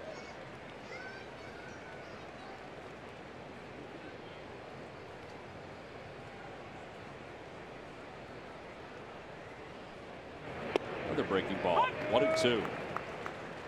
You know, it's funny. We watch Lively. This is our 4th game watching him. You know, 7 innings in his first 3 games, each start with 3 runs or less. But he just looks like he has an idea as Galvis goes out, reaches up, and pulls it right on out of the air. Boy, you want to talk about presence and understanding where you are. That young man is going to be one of the best shortstops in baseball for a long time. Pretty slick right there. Wherewithal to flip it to the left fielder. Watch this. It's Ozzie Smith stuff here. Ozzie Smith made one of the greatest catchers I've ever seen. Greatest catchers anybody ever, because they replayed it many times. Remember where I think Von Hayes hit the ball and he caught it over his head. Yeah. Going toward the left fielder. Daniel Nava will put this one away. 2 outs. And that was very much Ozzie Smith-like. We need a nice short inning here, Mr. Lively. Well, that's 2 outs. Now, let me ask you something. Yeah. Since Freddie never showed the ball to the umpire, if he flips that to Nava, Nava misses it, that could be dicey. Well, it's a good question. You know, the rules changed over the last couple of years, where the umpires have to use common sense. It used to be. Yeah, good luck with that. It used to be that you truly had to take the ball out and make an attempt to throw. They don't. I mean, it's still part of the rule, but they want common sense more. But the way this year has gone, yeah, I could see that happening. I mean, if you're Torey Lovullo, don't you think, wait a second, how do we know he had clear possession of that ball in his glove? Does that kind of fall under that play we saw? I think it was in the minor leagues, if I'm not mistaken, where the guy, the pitcher lost his balance and kind of fell off the mound and rolled the ball to home plate, and the guy just kind of went ha ha, and they called it a strike. It does, yes. That was amazing, and the umpire was emphatic. Oh yeah. 1, 2, 3, 4. I think that's enough time. I hope so. Again, we're asking common sense here. I know.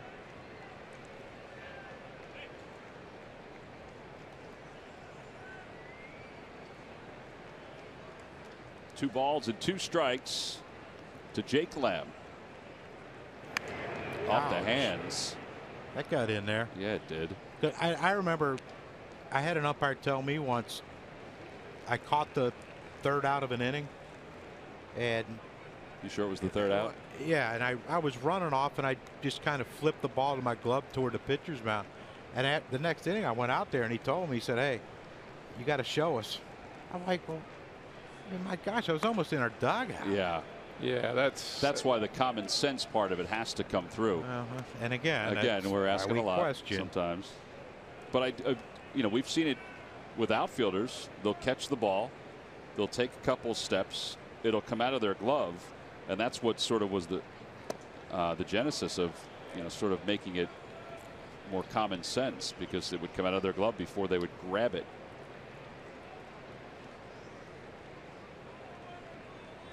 Three-2 pitch. Hit sharply into right field. A base hit for Lamb. You watch these guys hit. When they hit singles, Hazelbaker did it. Peralta has done it a few times. Lamb just did it there. I mean, they run hard and they make good turns. That I don't know if that's become a lost art where now it's half speed, stop on the base. It could be a team. It's a rule on our team. It's funny you bring that up, because yesterday you're right about Peralta. You could see him doing it.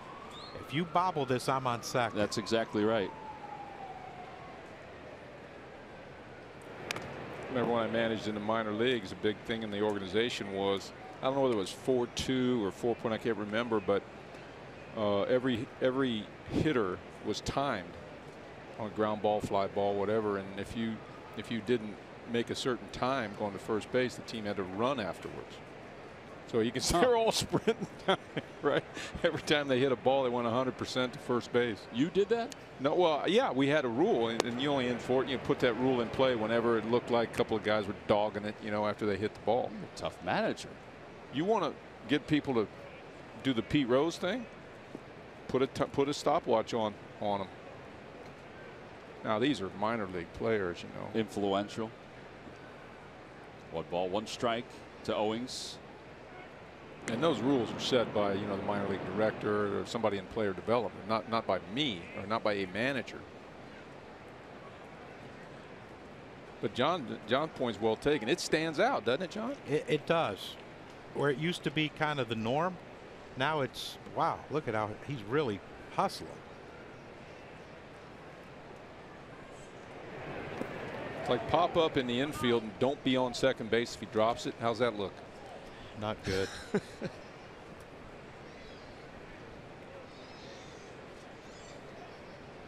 And I have had current players, when I've commented about that, they've said to me, "You might have forgot how to play the game." Wow, really? What, running hard is forgetting? Ooh, good spot.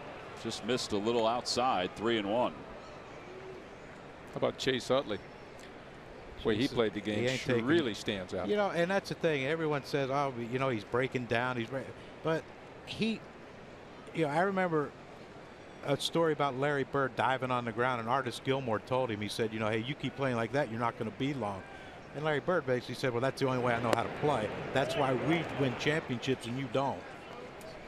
There is some truth to that. I remember the day that Utley said that, and he said it on numerous occasions. The first time he said it to me about hustling or diving for a ball, he said, "Listen, I do not want to have any regret that if I didn't do something the right way with a little extra, that I don't want to have any regret that I couldn't make that play." You know what I mean? Like that was his mentality. If there was a ball that he could get to second where he hit it, if he would have hustled around first like he does. He never wanted to have that kind of regret. Yeah. What if, you know, Chase hits second a lot, third? You know, what if the guy behind you ends up with 98 RBIs, and there's 2 balls where he could have possibly been on second and scored on a single. Instead, he's jogged and stayed at first, and the guy ends up with 98 RBIs instead of 100. That's a big deal. Big deal. Breaking ball on the outside corner to Drury. So no balls and 1 strike.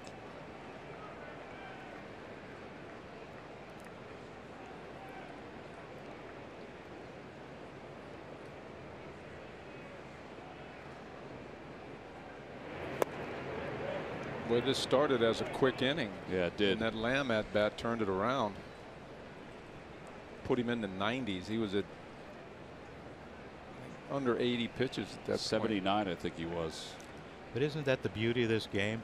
Lamb gets a pitch thrown in at his chest, and he check swings and hits a 9,000 hopper foul, and then he hooks one foul, and then he hits a rocket between first and second. And then they walk the next hitter. Yeah. And, you know, if the inning continues to build, the guy that the manager locks in his brain says that whole thing was started by Lamb. Yes, indeed.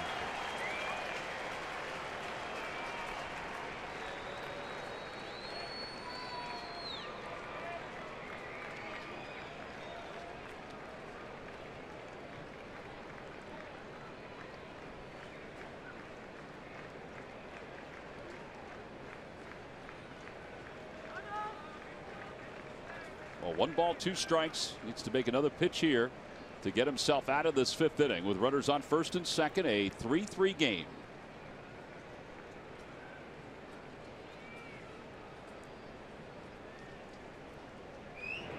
Swing and a miss. He got him. I think he fooled him with what kind of pitch he was going to throw. That's the 5th strikeout for Lively. Well, it all began with Freddie Galvis making this play out in shallow left field to begin the 5th inning. It seemed easy after that. Then it got a little dicey, but Lively, well, he loved it.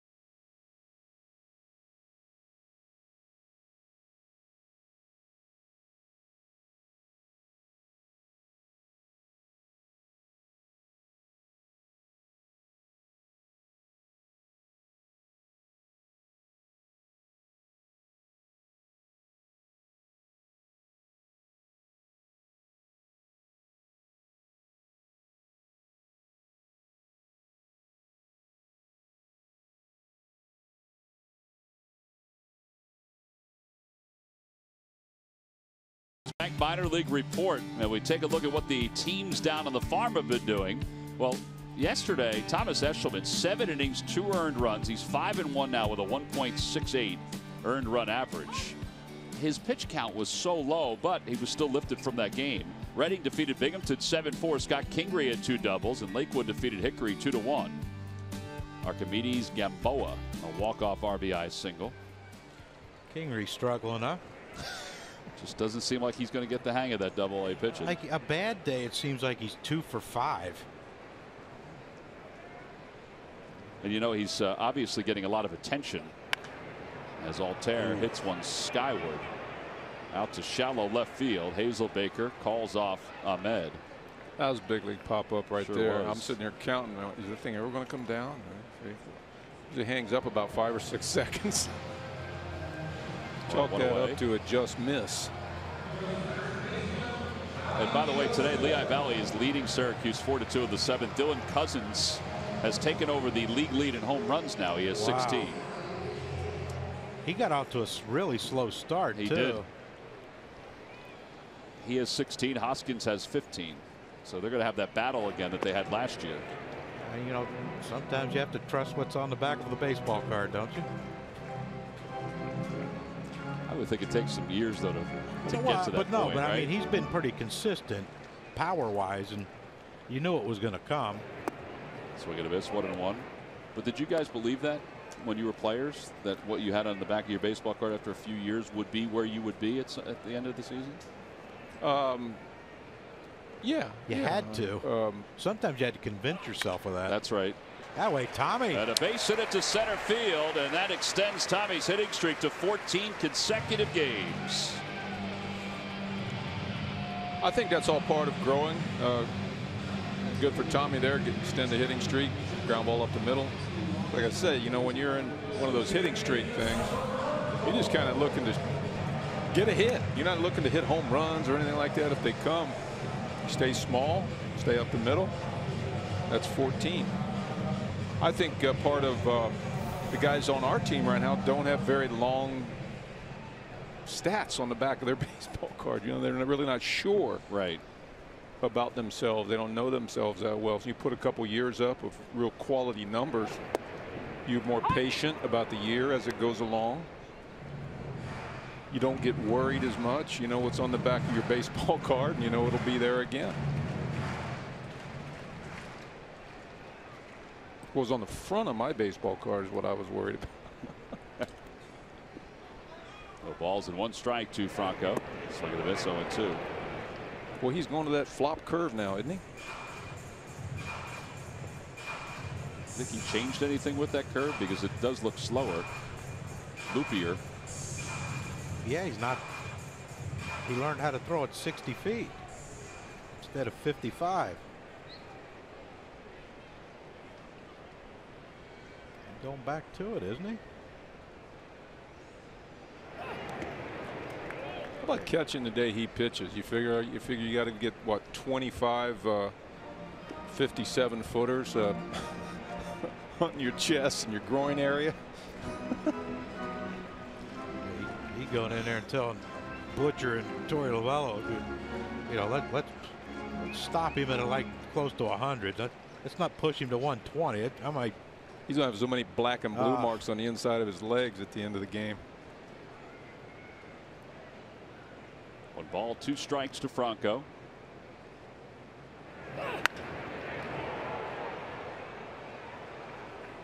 That knocked that guy's hat off. It sure did. I tell you what, why would you throw anything Franco middle in right now? I wouldn't throw anything but that flop curve right now. And see if he goes after it. Or the spiker. Let's hope he bounces it.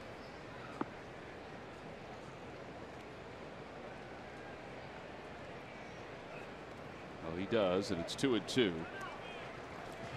Tell you what, Chris Herman. I mean, I know Yadier Molina's the gold standard as far as defensive catchers go, and Posey's really good, but this guy, as many balls that have bounced in the dirt today, and there's not one that you look at and say, you know, we had a chance of advancing.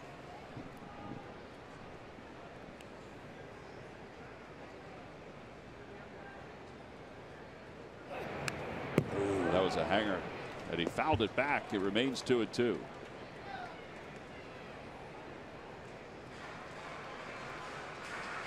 Okay, here's a hanging breaking ball. And we're trying to hit that over the Budweiser sign, which is 650 feet away. Is that all?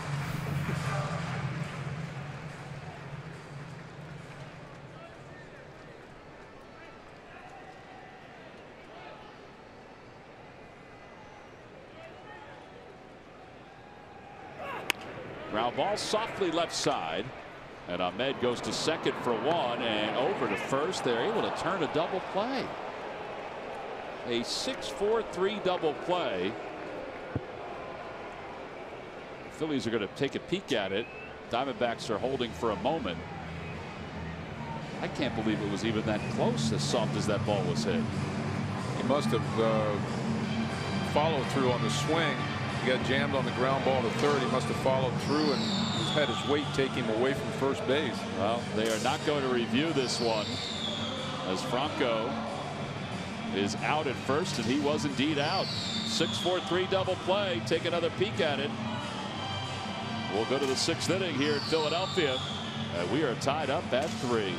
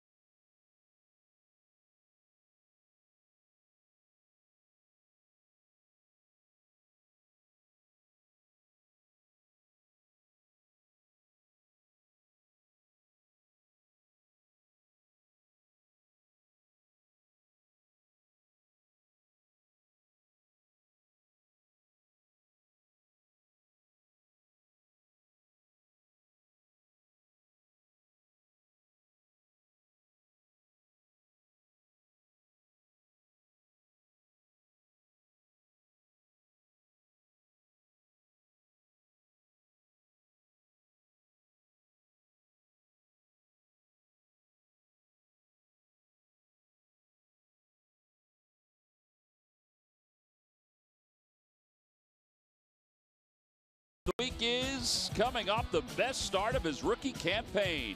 Nick Pivetta made his major league debut on the last day of April and battled through 5 starts before capturing his first major league win. He looked nothing like a rookie against Boston. The 24-year-old was dominant for 7 innings, striking out a season-best 9 Red Sox, and didn't allow a run in 107 quality pitches. Nick helped the Phils earn the win, their first shutout of the season. And it's brought to you by Independence Blue Cross. Live fearless. Well, so far, that's the only win the Phils have had on this homestand. They split the 2-game series with the Red Sox here in Philly and have lost the first 2 against Arizona. But Ben Lively goes back to work here in the top of the 6th inning. Got a Tapper foul off the bat of Jeremy Hazelbaker, and the count is even, 1 ball, 1 strike. Pete McCann's got Adam Morgan up in the bullpen just in case a couple guys maybe get on, and Gregor Blanco. 1-2. Whenever it is that Adam gets in here, hopefully he's able to duplicate his 1-2-3 12-pitch strikeout inning yesterday.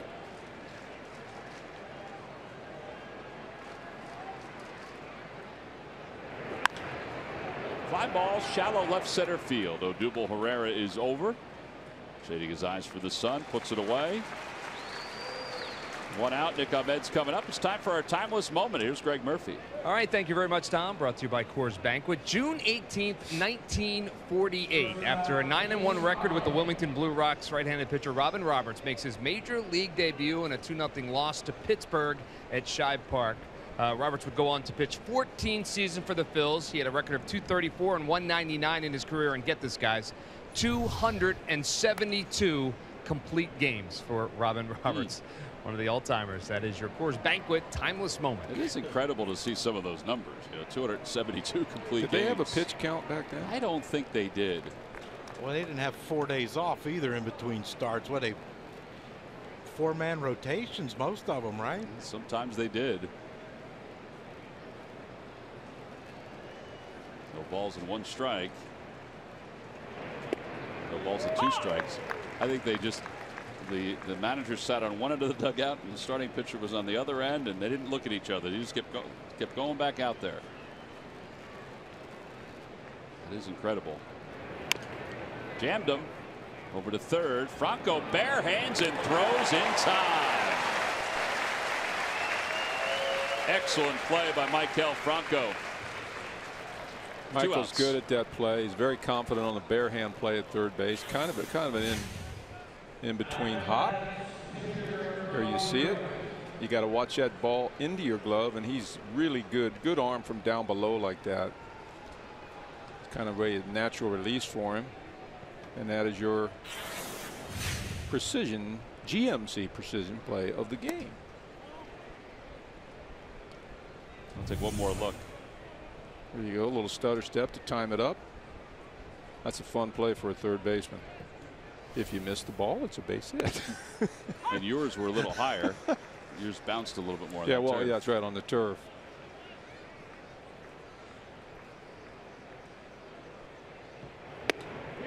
Check swing. Did he go? No. It's 2-1 to Robbie Ray.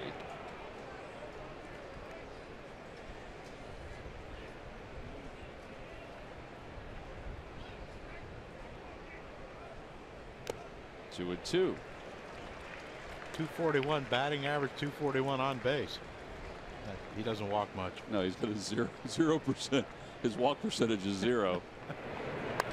Phillies are putting some of the sabermetric kind of numbers, not a lot of them, but some of them up on the video board in left center field, or left field, I should say. Some of the percentages. 2-2 pitch, and a breaking ball hit foul. That stuff goes right over my head. Oh. You big sabermetrics guy, John? Yeah, huge. Love it. Don't understand. I heard many. I don't know if I can get this in before this inning is over. No. No, I'll wait. You can wait. There'll be plenty of time to talk about it. We'll go to the bottom of the 6th inning. 6 innings for Ben Lively. Phillies in the Diamondbacks tied at 3.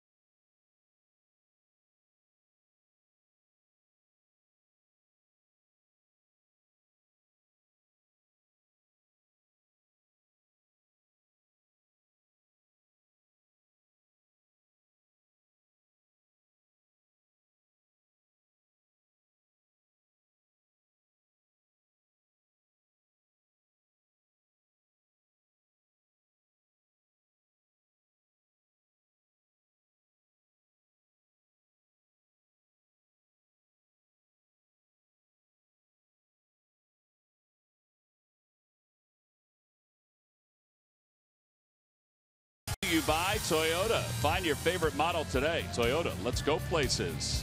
By McDonald's, introducing the new signature crafted recipes at McDonald's. I'm loving it. And by your local Chevrolet dealers. Chevrolet sponsoring today's giveaway. Some of the youngsters get a chance to enjoy the cornhole game out in the outfield. Boy, they're doing it in rapid fashion too. Must be a time limit. Yeah, the next group has to come in. Bob McClure talking to Ben Lively. Lively's day is most likely done. You know, it's another one of those where gave up the 3 runs early, but battled and got through 6, and now it looks like Neshek is going to warm and get ready to pitch in the top of the 8th inning. Let's hope Neshek comes in to get a hold. Benoit comes in the 8th for a hold. That's right. Neris finishes off for a save. Yeah, let's see if the Phillies can do that here. Get a run. 2 holds and a save. That's what we're looking for, Michael Jack. Nava goes deep right here. You giving up on our 5 home runs? Well, Still. if they hit 2, 3. If they hit 2 more, that'd still be a hold, right? What do we got? For 3. sure. Sharply to short. Ahmed to his left. He runs about 6 steps to get his bearings, and then he throws Nava out. And one away. You know, that was good hitting. He didn't get a base hit, but he hit the ball hard to the shortstop's left. And I guarantee you they're all talking about now he's trying to get strikes early in the count with that flop curveball. He's done that with several hitters. He hit the ball hard.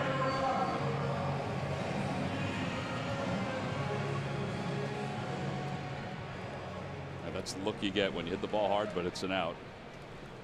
Cameron Rupp is 0 for 2. And you get the pat on the back. So attaboy, attaboy swing it. Yeah, and you also forced Cameron to probably have to take a strike after 2 tough strikeouts. Oh. Man, he must have a strong joint in that shoulder. 96 pitches, still grunting and groaning out there. If he gets a sore throat after he pitches too. No? He might. You might have to explain that when you From yelling. From grunting. Grunting.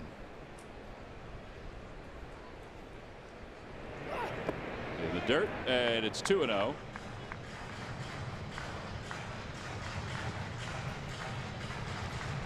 Well, here you go, right? Well, definitely. But now he swung through that fastball several times in this game, and if he's making some adjustments, he'll understand that it takes a little bit of a downer swing. See, the ball gets on top of the bat, gets on top of the bat all the time when it's thrown that hard, unless you're coming down on it. You got to refuse to let the ball get up to the top of your bat. 2 balls and 1 strike. Sounds crazy, but I've swung through so many high fastballs. Man, he was grunting louder. Yeah, but his numbers are going down. It was just a little murmur. It was 96. He still might get his fastball right here, and Cameron knows that sort of downplane swing. Yeah, there's ball 4, so Rupp will walk. Time now for the Jeep Stump the Fans Trivia Quiz answer. All right, guys, who are the only 3 pitchers in Diamondbacks history to make 35 starts in 1 season? I'm out. That's John. He's got it. Kurt Schilling. Kurt Schilling is correct. Randy Johnson. Yep. Brandon Webb. Brandon Webb is correct. I heard you mention Brandon Webb. Did you mention his name today? Or was it yesterday about the sinker? Yesterday, the sinker with Godley. Yep. Boy, Brandon Webb was, for a couple of years before the injuries, that guy had some movement. It's a shame that he got hurt. I think about he and Josh Johnson of the Miami Marlins. Those are 2 guys that I think would have had special careers if they had not gotten injured. Without question. Brandon Webb with that. I've never seen sinker baller that can throw one above the belt and it ends up down and away out of the strike zone. I mean, he had that much depth on his sinker. Tell you, they must know Robbie Ray really well in that dugout down there, because this is a time in a game. It's kind of a turning point in the game. 102 pitches, grinding on every one. Elvis lifts it down the right field line, sort of no man's land, and it drops for a base hit. Rups to second. He'll hold there. You want to talk about no man's land? It's a Bermuda Triangle out there. He's got 2 pretty good hits in this game. That squibber down the first base line in a major league. Well, this is fly ball, pop up to right field. It drops. This is where they say it all evens out. Yeah, Freddie doesn't think it's going to drop. Yeah, Cameron couldn't get a good read on it. He didn't know if it was going to go foul, stay fair, was it going to be caught. So he had to kind of hold around first base. Here comes Torey Lovello. That's going to be it, I would think, for Robbie Ray. Slow walk. He hasn't decided. There he goes. So pitching change with runners on first and second, 1 man down. Ty Kelly is due up. They're going to bring in the right-hander, J.J. Hoover, which means that Kelly will go back and get a new helmet. So we're tied up at 3 here in the bottom of the 6th with a pitching change.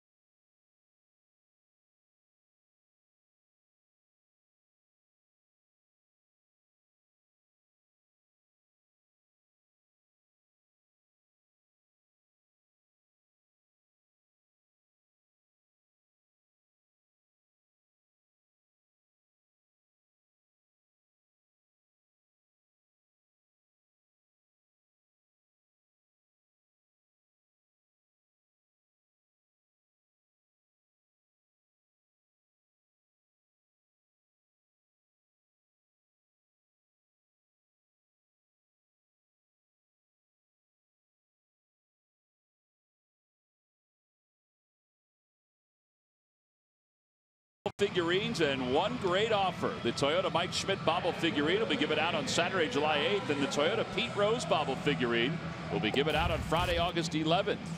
Special offer, a $19.80 a ticket per game in honor of the 1980 World Series champions. You must order both games to qualify. Visit Phillies.com/Toyota bundle for more information and to order your tickets.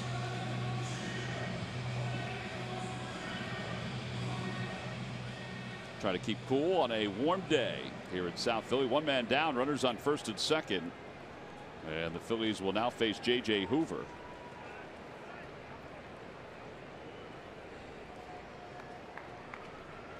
And Hoover will face Ty Kelly with runners on first and second.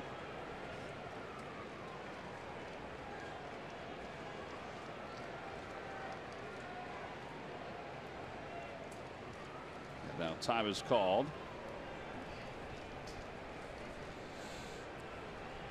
Ty Kelly had the last big hit the Phillies had. Yes, he did. He can.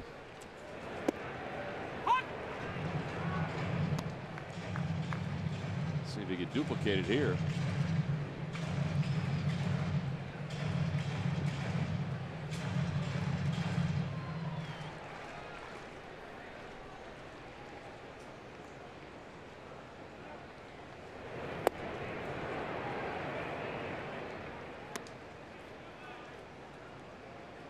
Another meeting at the mound. Change of signs. After 2 pitches. They got those they got those catchers out there. You know, they know all that first sign after this, first signs, second sign's the indicator. I never could figure that out. Well, here's Ty Kelly on Thursday. This is the game-winning hit against Sal. Great coaching by Juan Samuel. Great base running by Andrew Knapp. Missed cutoff man by Benintendi, and the Phillies put a hurting on Chris Sale in that 1-0 game.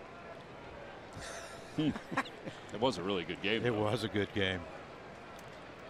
If you like 1-0 games. I'll hear from that from Chris when I get back to Naples, Florida. Off season. 1-2 to Kelly. 2-2. Hey, wow, this dang Herman guy, man. He's got to boot one of them. Look at him. He's going, oh, man, I'm dying back here. Where'd this catch? That get even the hand? Boom. No. That little thing that hangs down, you know, he used to have one of those in the Little League. You know, chest protector. One flap down. Yeah. 3-2. Hey, a walk wouldn't hurt us here. Or a single.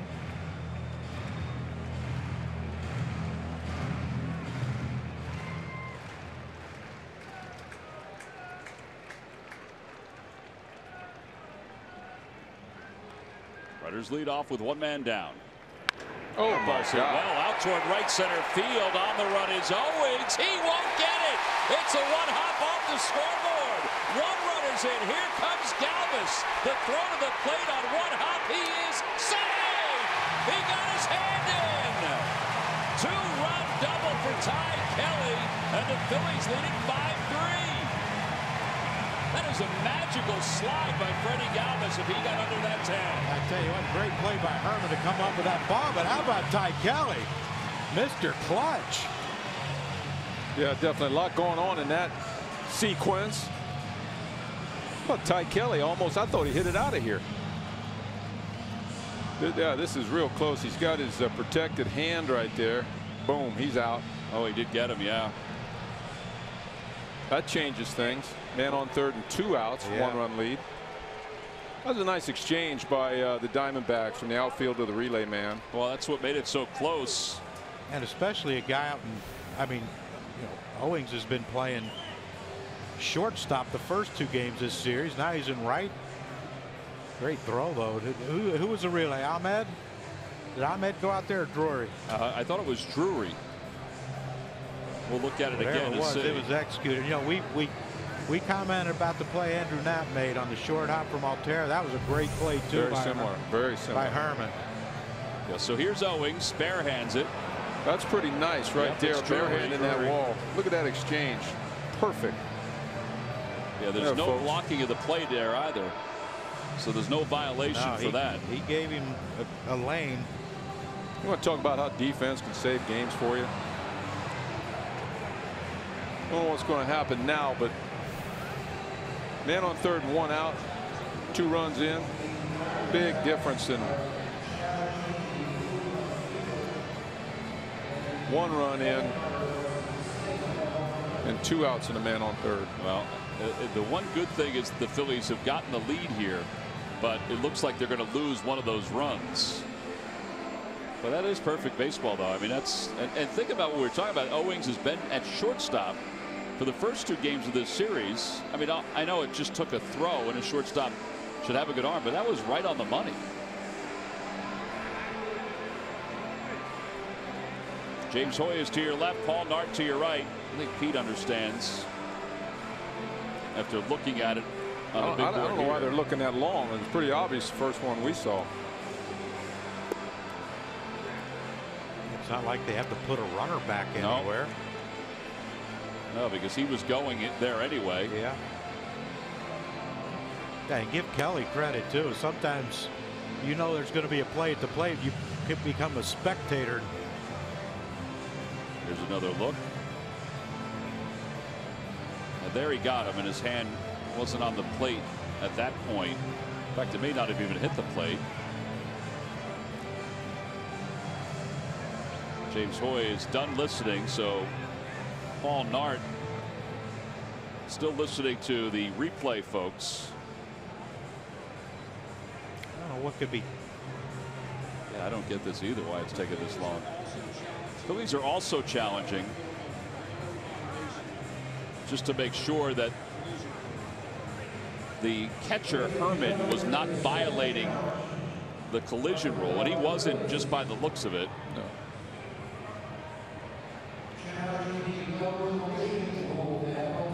So here's the decision.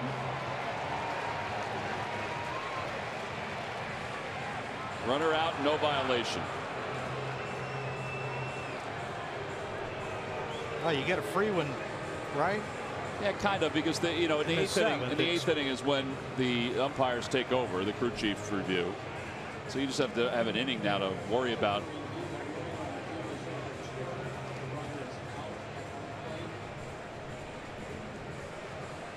You see Herman showing him. Look, there's where his hand came across. Well, he wasn't even close to blocking the sliding lane. No. All right, so Kelly gets 1 RBI. He comes through again as a pinch hitter. So now Mike Butcher is out with Odubel Herrera coming up. You wonder if this is a. Who do you prefer? Don't walk him, but don't give him anything to hit. We'll try to go after Kendrick. 3 minutes and 19 seconds is the length of the replay. Minicamp is over, so what's next for the Birds? Watch Quick Slants to keep up with every move the Eagles make between now and training camp. Tomorrow at 6, only on CSN, your team all the time.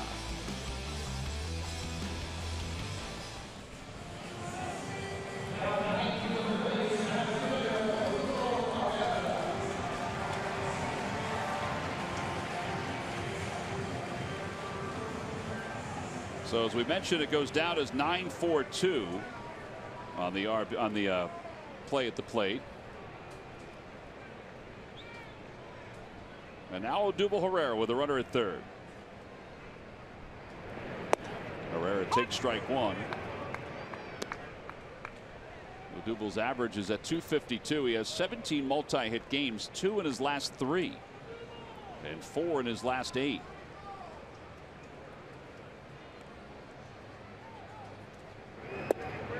1 ball, 1 strike.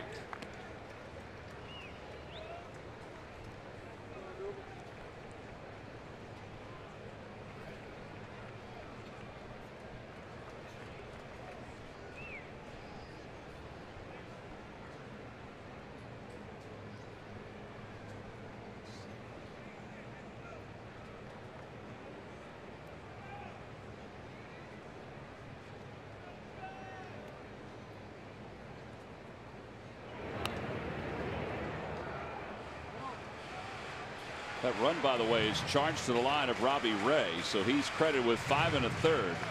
8 hits and 4 earned runs, 4 walks and 7 strikeouts.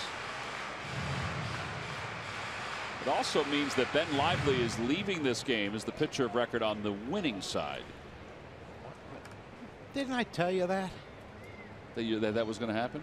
Hold for Neshek. Right. Hold for Benoit. Save for Neris. I'm always happy when you're You right. guys listen.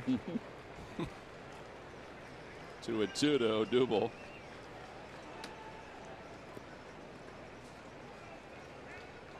Did they get a hold if the game stayed tied? I don't think so. I think it's only if it's a lead.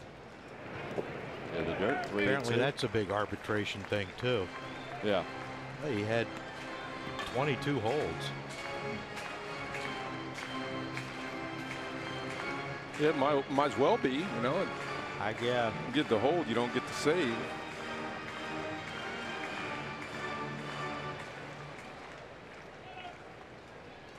Good block by Herman again, saved a run. Yeah, this guy's killing us.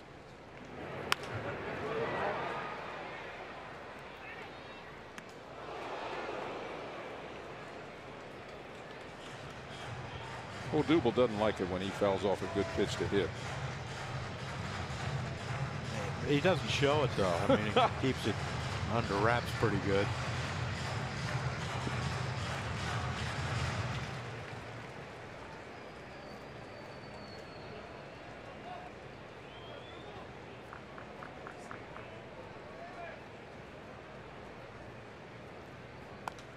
Odubel spins another one foul back into the Hall of Fame club.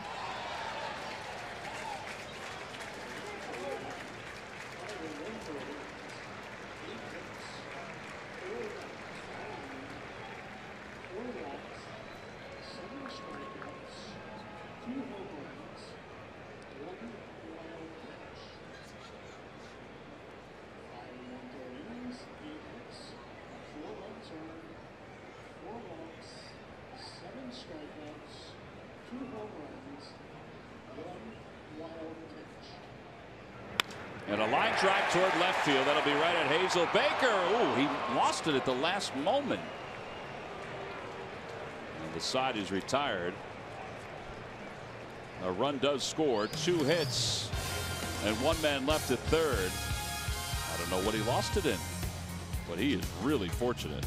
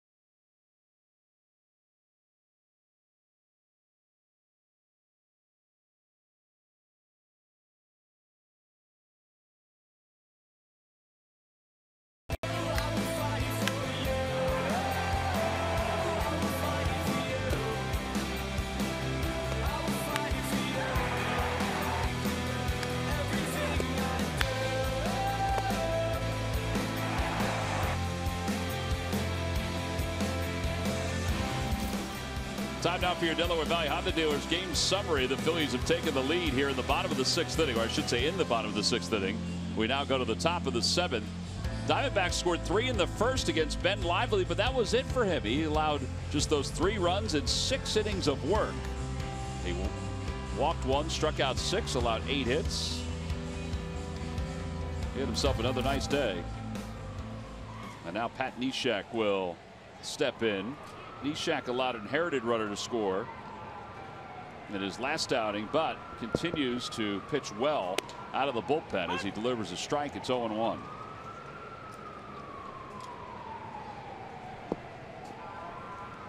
Neshek facing Gregor Blanco here in the 7th.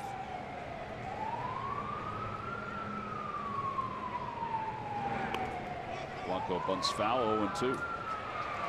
It's fun watching Neshek pitch. Just something about him. Enjoy watching it. He's a tad edgy. Something different. The world's best dad got a ball. Yeah, he tried to get one earlier and somebody took it out of his hand. So this time. See, he's holding the shirt. Yeah. He probably had it on the ground. First one he missed, and now this one he thought he'd hold it in his hand. It's even more of a collector's item than baseballs on a normal day because of the blue stitching that is on the baseballs in honor of Father's Day 2017. Are you serious? So Yeah. Howie gets his 1500 hit, and it's going to be a blue stitch baseball. baseball. Yeah. Kind of neat. Yeah, for Memorial Day, right? They had the camouflage lacing. And the pink lacing on Mother's Day. All this stuff, Mike, that you missed out on. I'm telling you.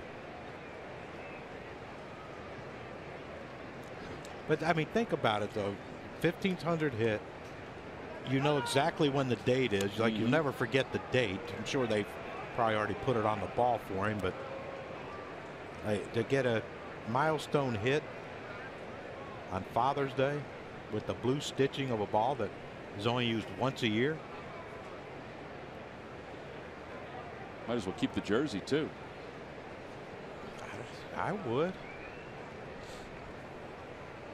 1 ball, 2 strikes to Blanco. Stays alive, sprays it foul. Every time the Phillies pitchers retire, the opposition 1-2-3. Comcast will make a contribution to Phillies charities. Phillies baseball is brought to you by Xfinity. Xfinity X1 will change the way you experience TV.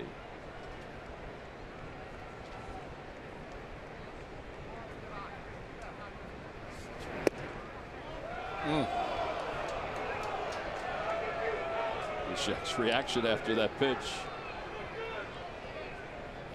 Take a look at our pitch cast presented by our local GMC dealers. Just a bit off the plate.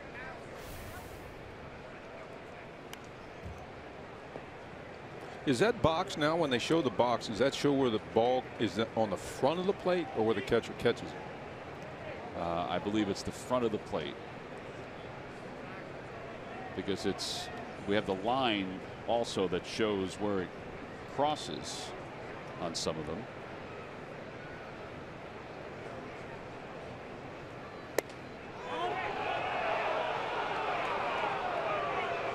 $30,000 umpires hated that right. call. Now they're getting on James Hoy. Somebody just yelled, "You need glasses." That's the old standby. What's more fun than yelling at umpires?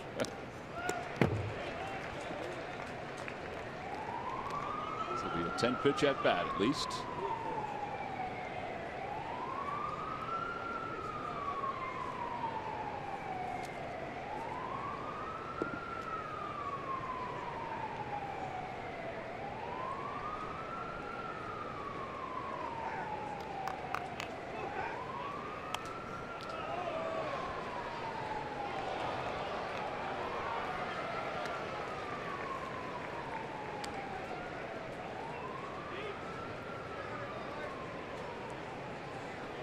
All right, so 10 pitches in the books. Here is number 11 to Blanco.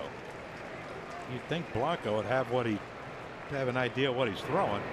Ground ball to second base. Now he Kendrick. Yeah. Neshek wins the at bat. Yes, he does. 6 foul balls by Gregor Blanco. Well, Neshek with 15 scoreless appearances here at home to begin the season. Jeff Calhoun at 87 He has the record to start a season, 21. Tucker's on that. Rael Cormier in 06 had as good a year as you will see for a relief pitcher. At least to begin the first half. A couple of years earlier, Cormier had a full season of just fantastic pitching. Chris Herman has to be a little tired right now. I think he'd be arm weary, leg weary.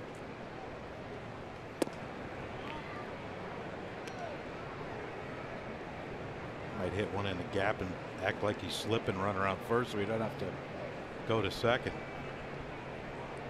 Tried that once.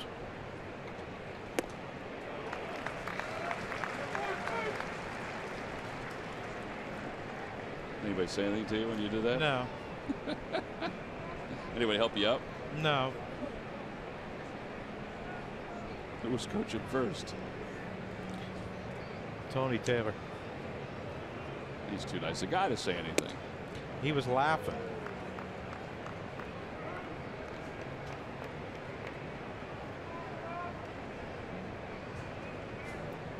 That turf, you know, it's slippery on the turf. At the vet, it was around first. It was. Did you wear rubber spikes or spike? No, I had to wear metal because play first base and you're in the dirt. You know how compact that dirt was. Yeah, you got to wear metal to hit too. Yeah. I mean, I never was comfortable with those nubs or whatever you call them, trying to dig in at home plate.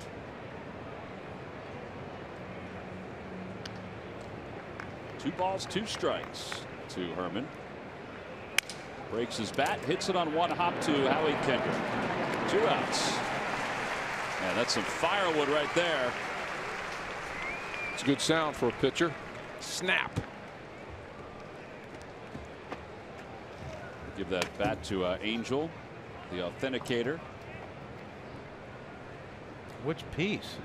Yeah.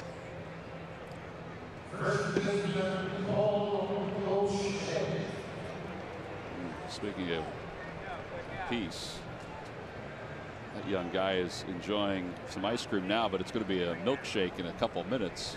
It's going to be milk.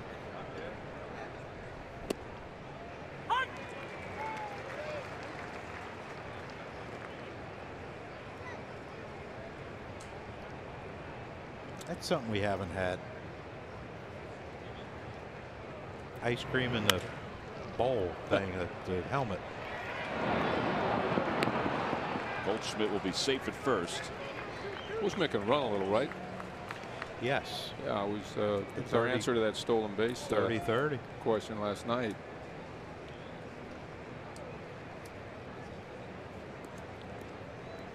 Proved it there. I mean, that wasn't even close. Yeah, another 2-hit day. He has 5 hits in this series.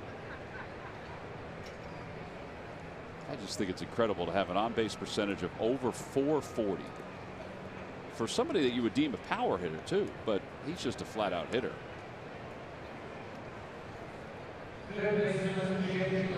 There we go. Get in there. There's a guy after our own hearts. That is outstanding. You didn't get any on me. I'm jealous. Jake Lamb is 1 for 3. 1 ball, no strikes. That runs outside.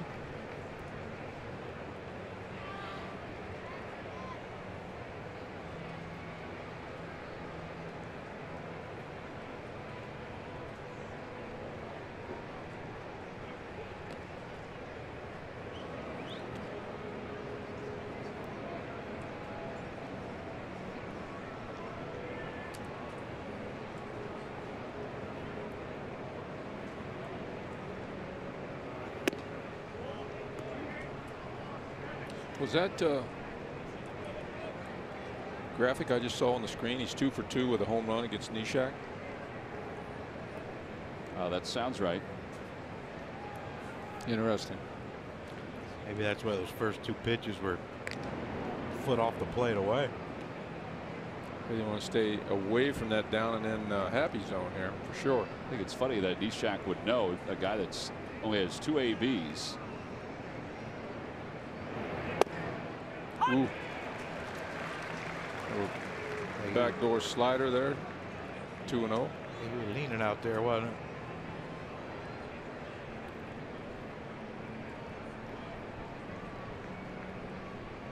Two balls and one strike now to Jake Lamb. 2-2. Pitcher's pitch there. He's been given the outside part of the plate to the pitchers. The pitch cast presented by GMC says it might have been just a little off the plate. 2 balls, 2 strikes with 2 outs here in the top of the 7th. Oof. Get away with one there? Yeah, I think so. Yeah, a little elevated. Is that another guy with the? I think he used I think he used the guy with the Hawaiian shirt as a cushion. Yeah.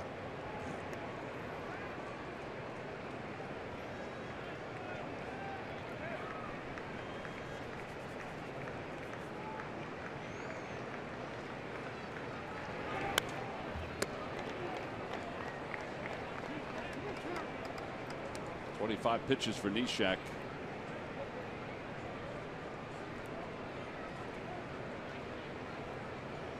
Phillies trying to win their 23rd game.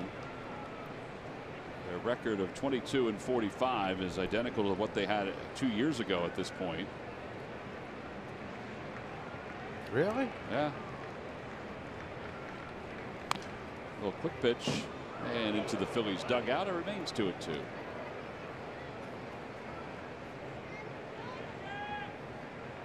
That's when Pete took over for Ryan Sandberg as the manager.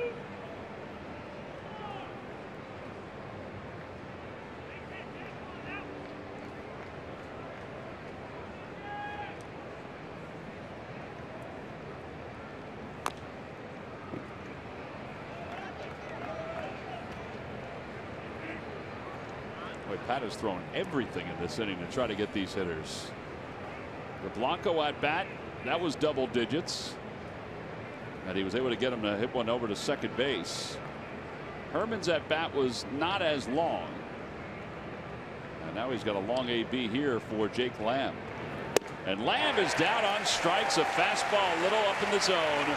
The side is retired. No runs, 1 hit, and 1 man left. We're going to stay here for God Bless America. Demi Staluppi is going to sing God Bless America here at Citizens Bank Park as we will prepare to go to the bottom of the 7th inning with the Phillies on top of the Diamondbacks on top by the score of 4-3. So here is Demi Staluppi. God bless America. God bless America, land that I love. Stand beside her and guide her through the night with the light from above, from the mountains to the prairies, to the oceans, wide with foam. God bless America, my home, sweet home. God bless America, my home, sweet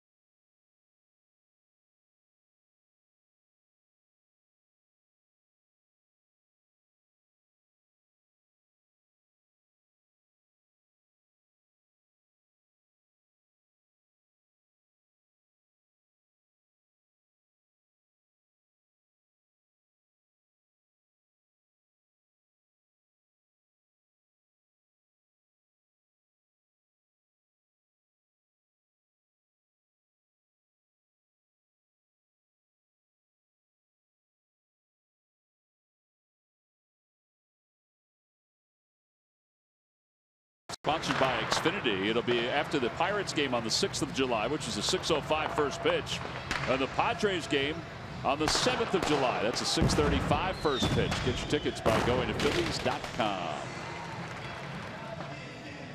Well, bottom half of the 7th inning, the Phillies on top by 1, 4-3. Scored the go-ahead run in their half of the 6th. And J.J. Hoover will face Howie Kendrick, Aaron Altair, Tommy Joseph. Be afraid to add on. Yeah, let's make this an easy victory instead of another tightly contested one-run game. One-run games can be invigorating for a team, but they can also be depleting for a team like the Phils, who have had so many. That one's out toward left center field by Kendrick. Hazelbaker will run it down for the first out. 2 balls in a row hit right on the nose to the left fielder. Wow. Well, Altair back in the first inning was bringing the lumber, brought to you by Yellowwood brand pressure treated pine. Robbie Ray was lighting up that fastball in that first inning. Got the first 2, Odubel and Howie Kendrick to strike out. Aaron Altair said, you know what, I'll handle this one, young man. Did a long one to get the Phillies on the board. Yeah, Aaron, 7 of his 12 home runs this year have come against left-handers. That's tied for the most in Major League Baseball this season.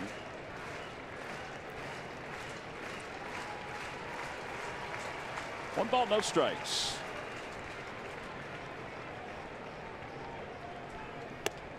And 2 balls, no strikes.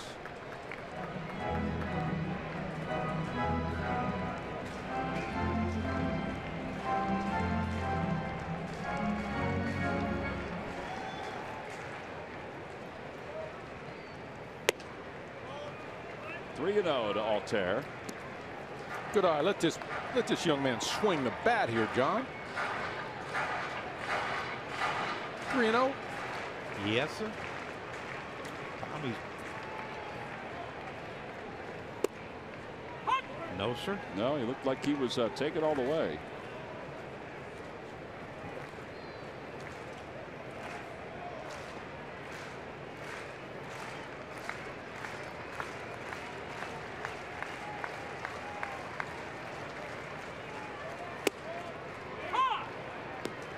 Little front door slider there by J.J. Hoover.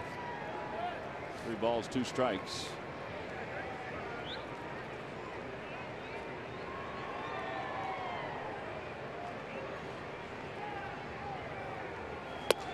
Outside, ball 4.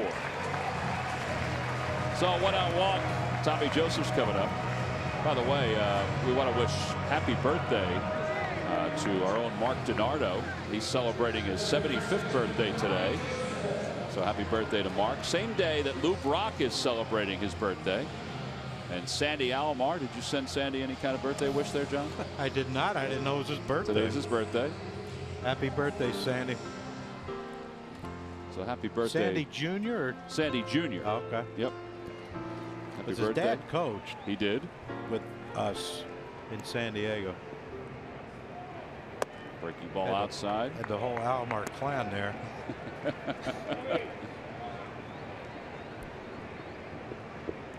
Dad say managed or coached Ponce when I played in the Puerto Rican Winter League. Just know him pretty well. Good man. Yes. Off to the right now to play, and it's 1-1. You got a good hack at that slider. There's Mark. He doesn't look a day over 75.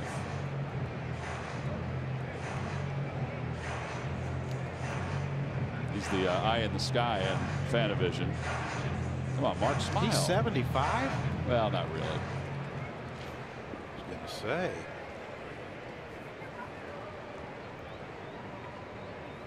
Outside, it's 2-1. Didn't think I could feel any worse about myself, but after seeing that, I believe I can.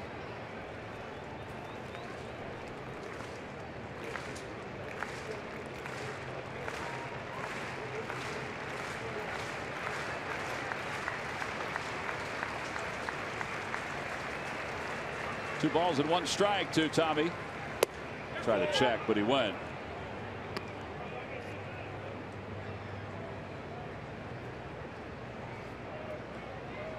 Aaron tries to steal a base at some point in this inning. Yeah, Herman is 1 for 12 throwing guys out trying to steal.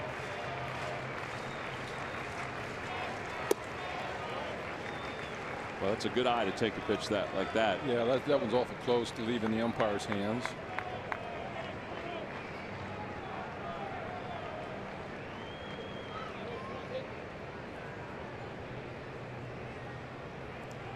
I'd like to see a little running right now. What do you think?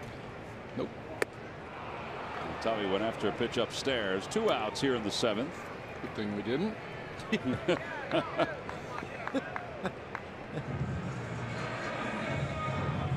Just goes to show you they know more about what's going on down there in that dugout than we do up here. Do you think they have those same thoughts we're having up here? Oh, I should send him here. Oh, good thing we didn't.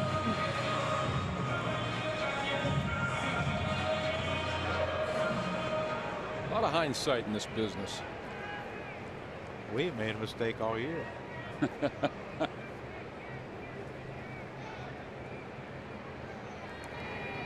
Maikel Franco takes ball 1. Franco today is 1 for 2. He had a home run the opposite way.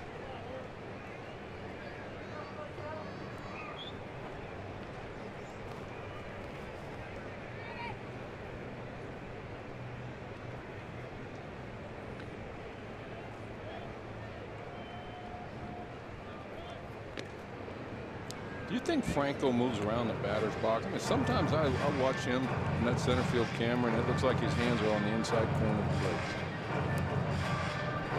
I think he's moved his hands a lot recently. They're trying to get him up a little bit. Right now, see? Inside corner.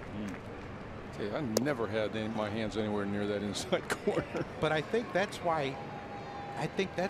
His front foot opens up and his front hip opens up, because I mean, if you stood that close, wouldn't you have to think I have to be really quick inside? For sure. So open up.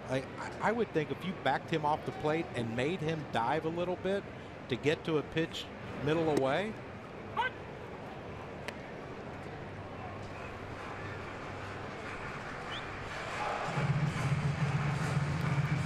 I don't know if he hit him or not. Must have with a little back swing there. Swing. Just what Herman needed, huh? 3-1. You run him here? I would say yes. I don't know. Why should I even answer that question? I mean, I'm wrong half the time.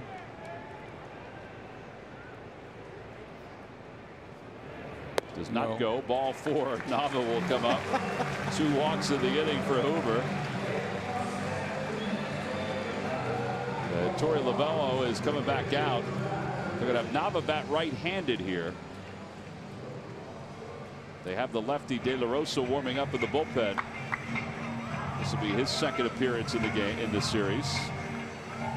So a pitching change for the Diamondbacks. Phillies on top 4-3 here in the bottom of the 7th inning with 2 men down, and Jorge De La Rosa will come on to face Daniel Nava.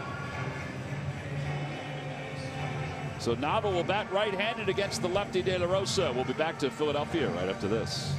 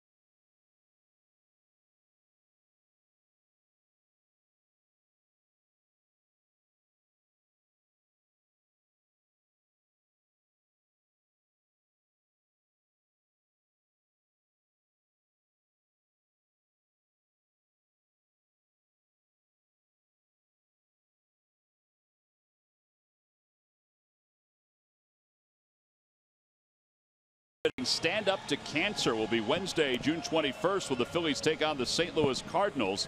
There'll be lots of Star Wars activities, including character appearances, player headshots on Fanavision, and much, much more. Fans who purchase tickets through the theme night page receive a limited edition Philly Fanatic X-Wing Fighter pilot bobblehead.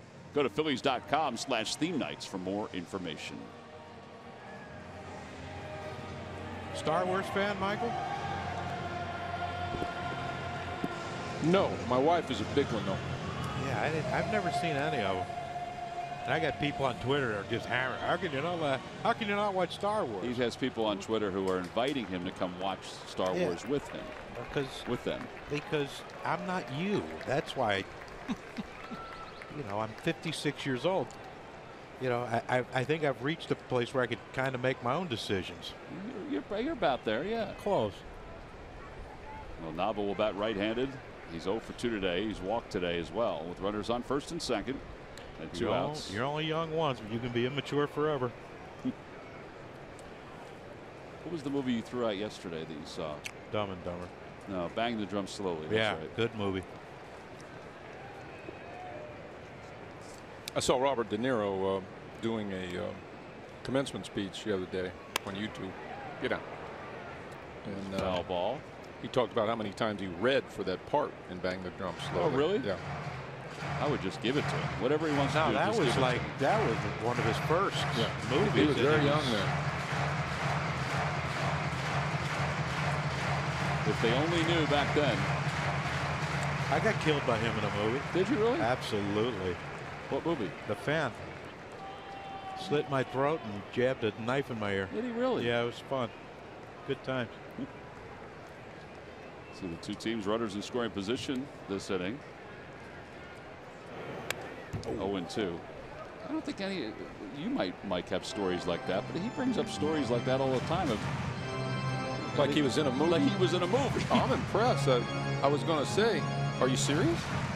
Well, while they're going over this discussion again, we had just he and I were doing a scene where he actually slid, you know, I'd have to throw my head back, and then they had this big leather thing on my ear, so he jabbed in ear. It's a retractable knife. Nice. But they had it in a rainstorm, so the fifth or sixth time in, the thing didn't retract. I thought he punctured my eardrum. Oh my goodness. And this is how you know you're a major movie star, when he told them, yeah, he told them we need to get a new knife. They said, no, do it a few more times, it'll be okay. Yeah, what do I need to hear out of that? So where did this happen? I'm interested in this. We actually, it was there was a San Francisco Giants, but they made Angel Stadium look like Candlestick. Was this the Fan? Yeah. 0-2. Swing and a miss. Nava strikes out. And that'll wrap up the 7th for the Phillies. No runs, no hits, and 2 men left. We've played 7 innings here on Father's Day. We'll go to the 8th inning. John is still alive. De Niro is nowhere to be found. The Phils are up 4-3.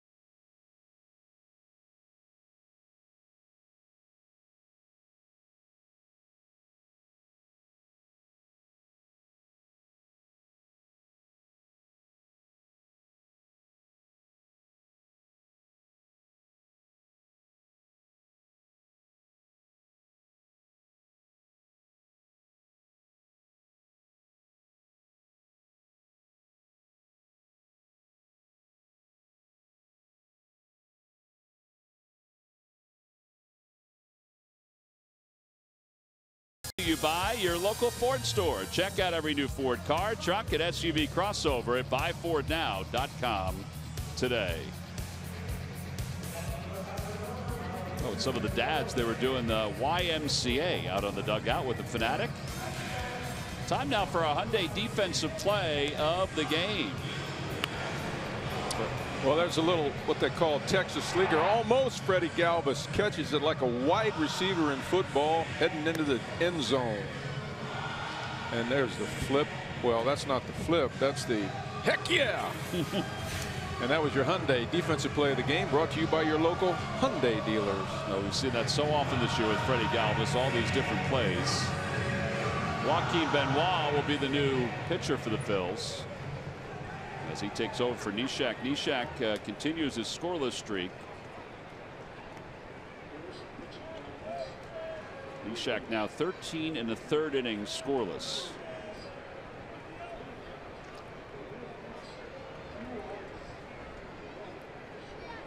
Little trip to Miami for Neshek. Could be. Every team is represented, and you know, the Phillies have a couple guys. Aaron Altair could be considered, but that outfield is so crowded with potential all-stars. But I would think Neshek would be the odds-on favorite. 1 ball and 1 strike to Chris Owings. Yeah, that's how that game has changed. And, you know, it's a handful of starters and then throw in the relievers. Like middlemen. Closers get invited, but now you see middle relievers showing up for that game. You know, Major League Baseball mandates that you have one utility player that has to go to the game too. So that's kind of opened the door for, you know, guys like that. Like Blanco. Yeah, a guy like Andres Blanco. You know, I remember back when, you know, the Braves and the Phillies were battling and Charlie was the manager. He made sure that Martin Prado or Omar Infante were on that roster. Tommy Joseph makes the catch. 1 out. And Brandon Drury's coming up. Let's get caught up on what's going on around baseball with Craig Murphy. Murph.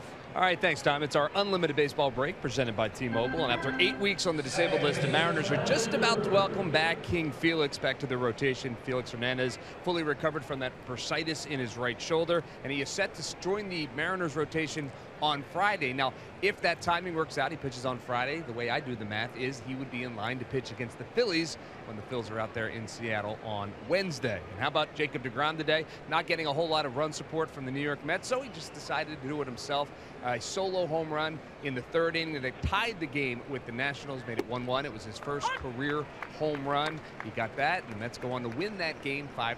So why not do it yourself if you have to? That's your unlimited baseball break presented by T-Mobile. Yeah, the Washington Nationals had kind of handled the Mets. They've won 3 straight. And the Mets have dropped to 20-37. The Marlins actually have jumped into 2nd place now in the National League East. For whatever that's worth, they're still 6 games under 500 in the 2nd spot.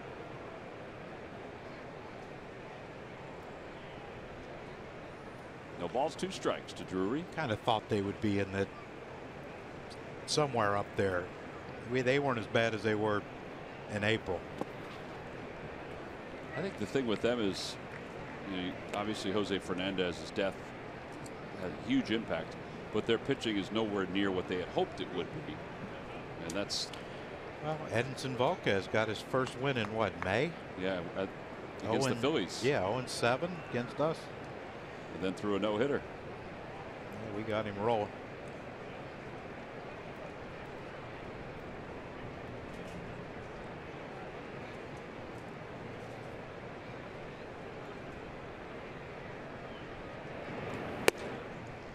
Hey, if you were Joe Madden, wouldn't you take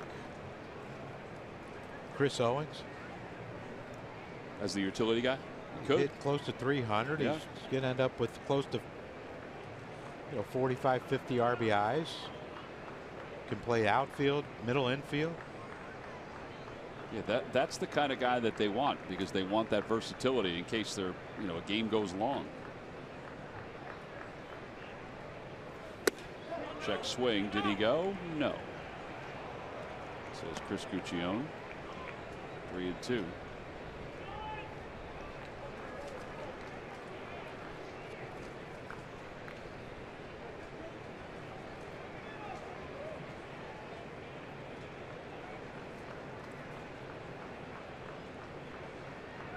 Does the manager pick the extra man all-star? He has a say, but Major League Baseball has the say also. Over the screen, out of play. And it remains 3-2. Yeah, they don't want that Milwaukee All-Star game end up in a tie because they ran out of pitching. And didn't Vicente Padilla come up with arm problems after that? Remember, he was the one who had to pitch in extra innings. He had to pitch a few innings. And he warmed up a ton too, which is what caused the issue. I think you're right. I know the one in New York, Billy Wagner was not supposed to pitch, or no, maybe Casimir or someone, and they warmed up because it went, what, the 15th inning, 14th, 15th the one at inning? Yankee Stadium? Yeah. Another foul ball. Yeah, Wagner warmed up a lot. Padilla warmed up a lot.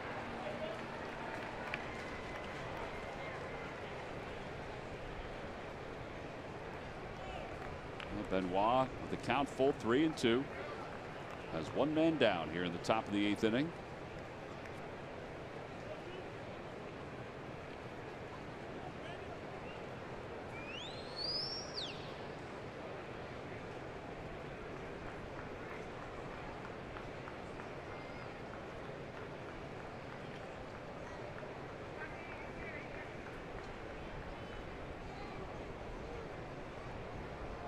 A little sand in the glove. Is that what that was? I hope it was something.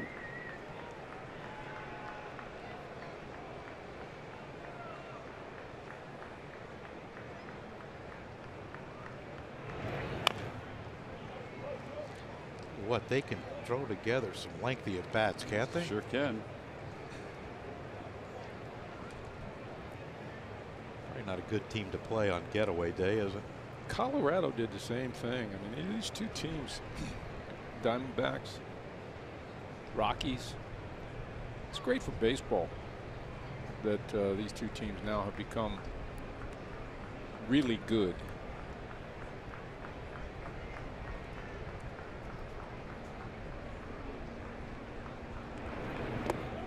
And ball 4. So Drury, after all that, draws a walk.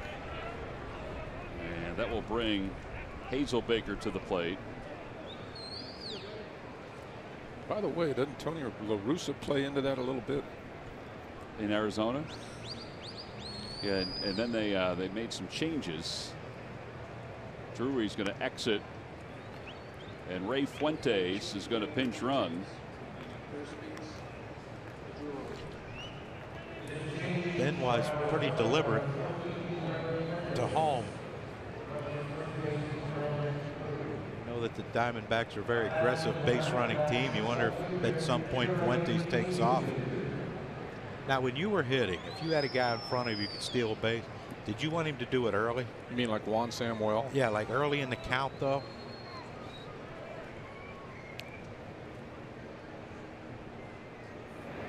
He bunts foul. It's 0-1. I fought that issue, John, when Sammy in the mid to late 80s hit either first or second in front of me. I didn't like it when he was jumping around over there drawing throws over. I didn't mind him running me out of a 0-2 count or a 1-2 count or something you like that. You got to take the good with the bad, Mike. But I just would rather him not go.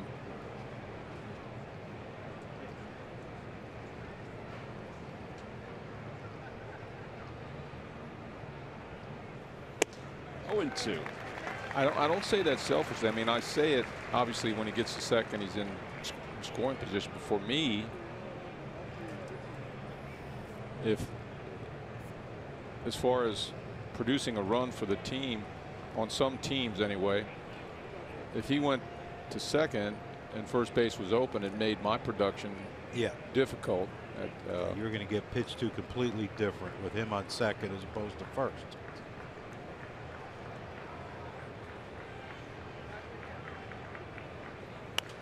Yeah, the fastball counts now become not necessarily fastball counts. Now there are people that would argue that I was doing too much thinking. Do people tell you that all the time? Did they? I'm still doing it. No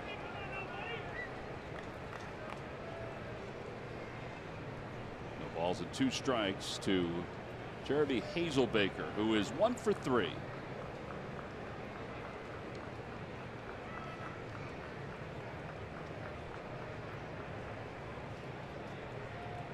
Benoit doesn't really work very fast, does he? No, he's not a quick worker.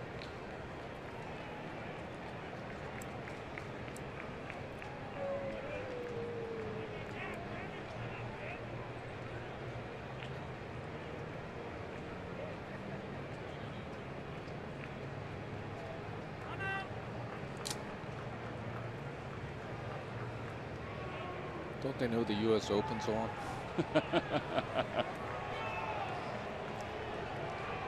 No balls and 2 strikes. Sure, that defense is limber. I think this is one of those games where Major League Baseball looks at it and says, why is the pace of play so slow? You got to get these guys moving. Out toward left center field. Odubel Herrera sprints back toward the track and reaches up and makes the catch. Look at that flag. Look at the flags up there, John. That ball was basically a mid-range fly ball to left center, right? Look at the swing. From Fanavision here, we were watching the swing, and it's a one-hand swing. He just waved at it, hit a fly ball to left center, and it was caught. Nearly a home run. Look at the swing. Yeah, it's looked like he was trying to just punch it to left in between Franco and Freddie, and it would have hit off the wall if Odubel doesn't catch it. Why should you ever swing hard if you're just bunting the ball and it goes that far? Well, now 2 outs here in the 8th inning, and it brings Nick Ahmed to the plate for the 4th time today. He's 1 for 3. Michael Franco made a heck of a play on the last one.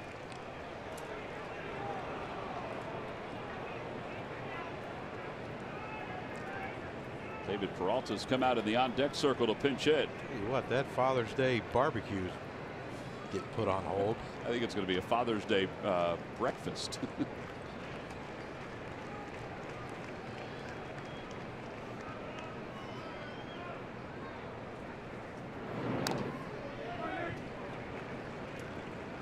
A slide step by Benoit there.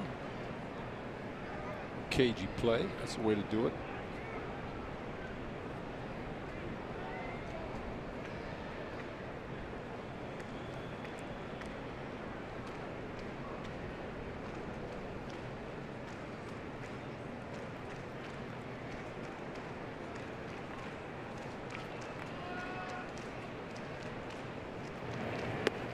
Good movement on that pitch. It's 0-2. Like Nick Ahmed is looking, lively, busted him in a couple times. It looked like now he's starting to cheat for that inside pitch, and Joaquin Benoit throwing them balls away, and a valuable thing, that fastball in. We don't see it enough. Not getting a very good hack at him. Well, we don't want any part of the guy on deck. Comes the 0-2 pitch to Nick Ahmed. Runner goes. Pitches hit foul behind home plate. And we shall do it again.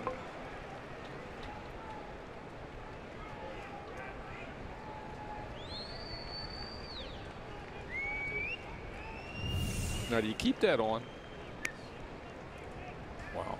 Wow. You keep that steal on, or do you go, well, they might pitch out right here? Yeah, 0-2, it's kind of risky.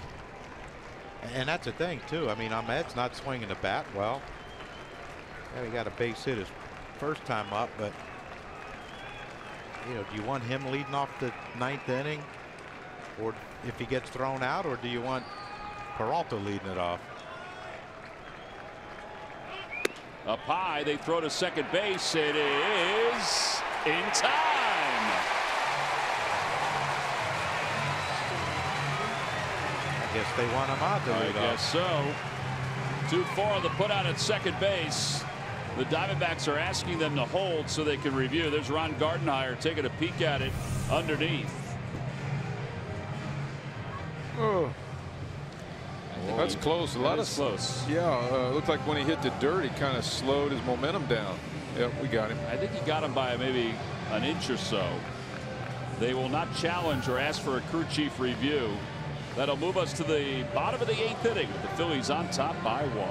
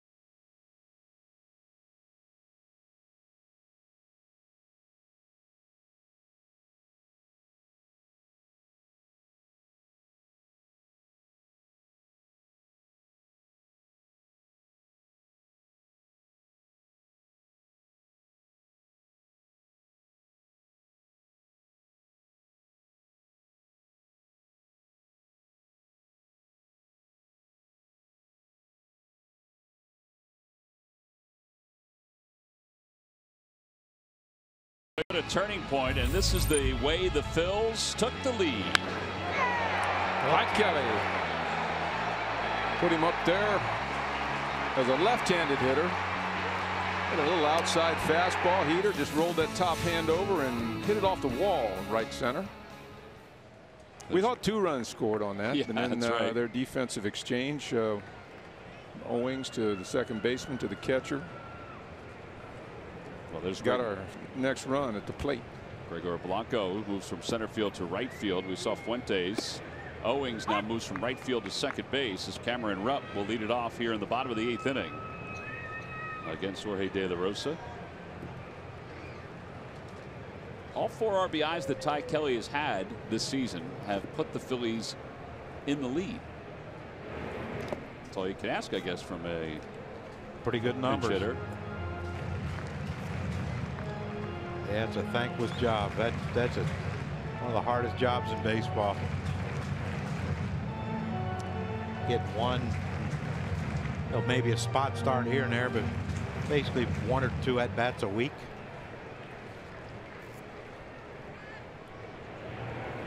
Bouncer off the glove of De La Rosa. Ahmed backhands and then leans the throw over in time. A 1-6-3. Well, they got some slick middle infielders, don't they? Yeah, this guy didn't even play the first 2 games.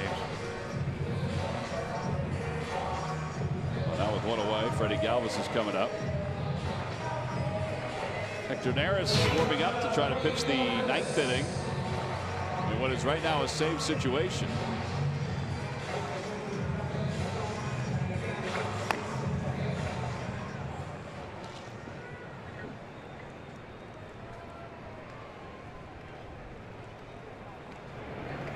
Galvis takes outside 1-0. Michael Saunders up in the on deck circle.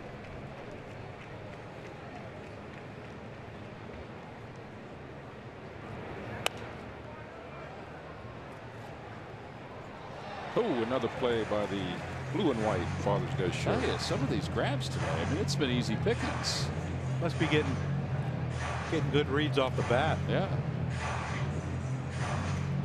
That's a nice one too, because it's kind of floating down and soft.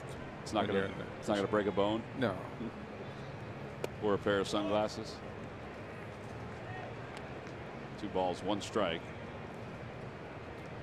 Hey, do you think the baseballs they're using, John, you have one of the baseballs. Do you think it's harder to see if there's any spin or anything like that with those because it's a lighter color? Well, I know you asked John, but Blanco. What do you think, Tom? Did you see? I never gave it any thought till now. Well, you have it in your hand. I mean, could you see? Like I hear, Ted Williams, I can see the dot on the slider. I can't tell you that everybody can see it, but I hear people say that they can see it. But well, Hazelbaker had trouble with it out in the outfield. No lights are on, but didn't get lost in the lights. The sun's coming from. How about this one? If a guy spins a ball, and the red laces are going around, it'd kind of be easier to see the red laces. But if he spins a ball and the blue laces like these are, light blue. Yeah, I guess they that's wouldn't what show I was up. asking. I just thought I'd throw that out. How about the dot? The dot on the ball on the slider that has a dot on it. Yeah, I don't know if you'd be able to see this one as good.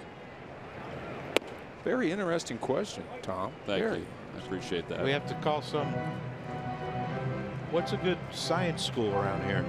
We'll have to send them a regular, everyday baseball, and then send them one of these and with the blue laces and see. I'm sure they can scientifically figure that stuff out. We could send it to like Drexel, somebody there, or Penn. Have them look at it. Or we can just call Doug Glanville. He went to Penn. Maybe he probably knows the answer. We could ask Doug. 1-2 to Saunders. He's a fine young man, isn't he? He was a heck of a defensive outfielder too. Had 200 hits one year too.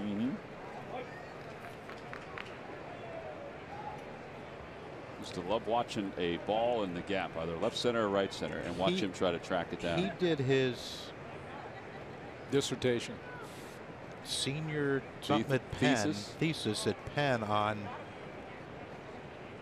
a downtown stadium in Philadelphia. The engineering of it, over the train station or something. Yeah, but the traffic flow, everything. That's what he did his senior thesis at Penn. Drawings and everything. Apparently he had the whole thing going. Wow. Writes books now. I mean, he's just.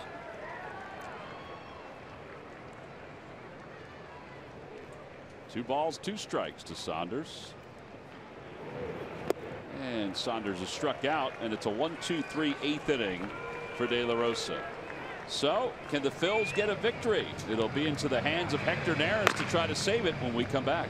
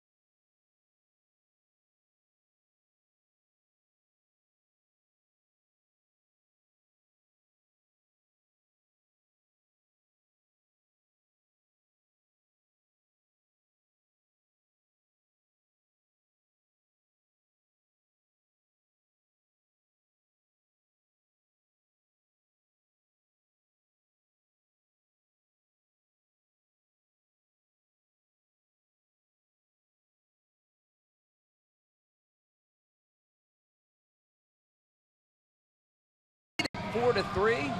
Hector Neris coming in to shut this one down, but this after this game is over, a day off for the Phils tomorrow, and then 3-game homestand against those St. Louis Cardinals coming in. Mike Leake will take the ball for the Cardinals on Tuesday night, taking on Jeremy Hellickson. It'll be Michael Wacha and Nick Pivetta on Wednesday night. Then at 1:05, it'll be Martinez and Aaron Nola on the hill in a 1:05 contest on Thursday. But guys, this one's not over yet. You know that. Murph, I hope it's over in about 3 minutes. Yes, I think the sun's getting to us. Yeah, with Hector Neris on the mound. Getting to us. Yeah, I've been listening to you guys all day, so yeah, all of us. I got a fan blowing on me, Murph. I've got like an exhaust pipe blowing on me. Hall of Famer sitting beside me. Sheesh. Probably have ice cream up there too. Well, that's gone. We start the top of the 9th inning. Neris will face Nick Ahmed. The first pitch a little low, 1 ball and no strikes. Ahmed was up when Ray Fuentes was thrown out trying to steal.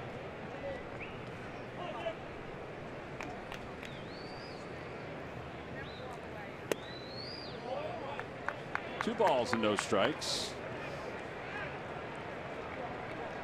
Hector saved the game against the Red Sox the other night.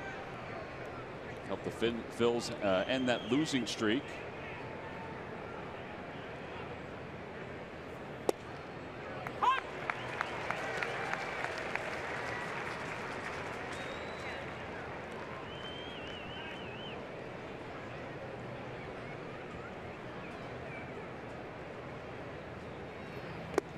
Three and one. His split was good the other night. Neris, so far he hasn't been able to get it to where it wants to go. There's David Peralta in the on deck circle. You throw a 2-1 split though to. Yeah, he does that. I know. But it's not moving the way he'd like it to right now.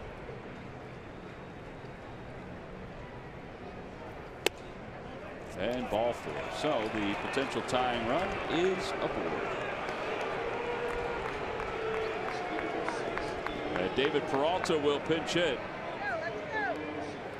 Reminder, after the ball game is Phillies post-game live. Marshall Harris, Ben Davis are standing by to talk about today's game. They'll talk about Ben Lively and his 6 innings of work. Ty Kelly with another RBI off the bench for the Phils. All that and more coming up on Phillies post-game live, presented by Cure Auto Insurance. We might be winding down what's been a great Father's Day here at Philadelphia. Split to start Peralta off, and it's 0-1.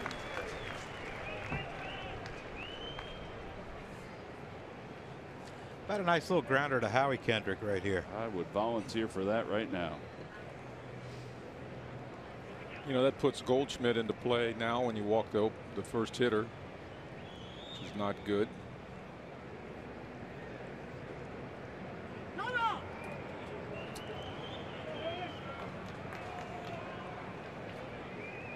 Five double play groundouts in 23 opportunities for Hector. David Peralta showing his love for his dad. 0-2.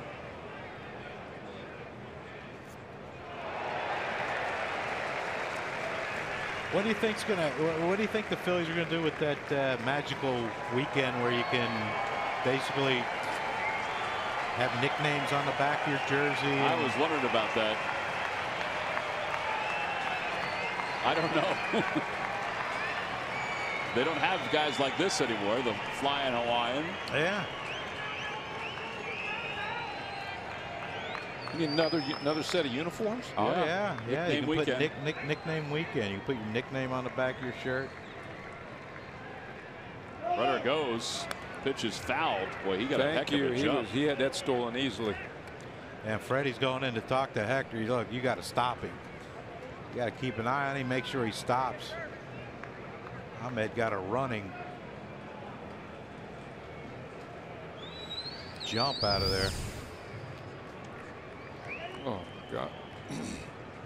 Could be the biggest play of the game and fouling that ball off. Well, thank goodness there was 2 strikes. He had to swing.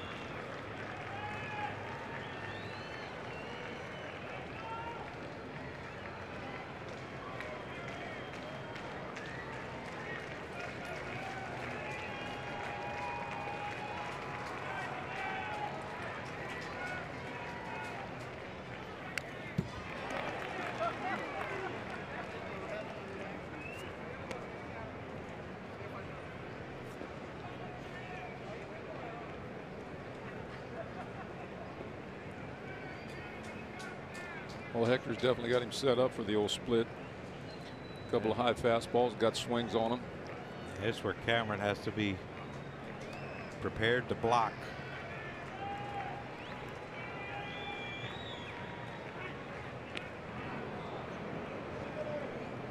He handcuffed Tommy with that little sidearm. Did you see that? He dropped down sidearm to throw to first.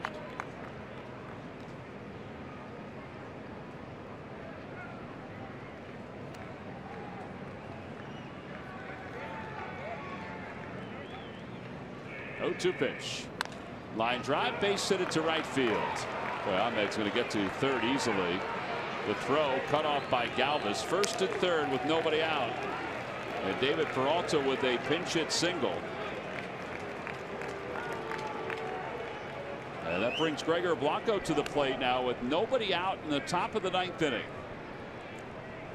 That's good hitting right there. He followed that split all the way down with his eyes to the bat. It's just about what the Diamondbacks needed there. Ball pulled into the right field. First to third, nobody out. But with all the issues the Phillies have had this year, they've tried to get Hector right, and he has some games, but some games he's like this. Blanco is 1 for 4. Ground ball right side, base hit. The game is tied. It also means Peralta, no, he's going to stop at second. And another blown save. Not just for Neris, but the Phils in general, and still nobody out, and we're tied up at 4. Well, it went right under Tommy's glove. You know, they probably would have got the run anyway. He probably would have gone to second with the throw. Game would have been tied. Now they got real trouble here. Yeah, now it brings Goldschmidt and Lamb into play. And that's why you wonder, you think possibly Herman bunts here? I would think he does. But then you take the bat out of Goldschmidt's hand, you give it to Lamb. and give it to Lamb. You got runner in scoring position already. They had a little meeting there at third base with the coach. Well, Bob McClure heading out slowly. Tell you what, I'd get our boy Morgan out there. Adam was warming earlier. They have Genmar warming up. Maybe to utilize that changeup if they. I mean, if they bunt him over, you walk Goldschmidt and you got Lamb. And if you want a lefty on lefty, that's the spot.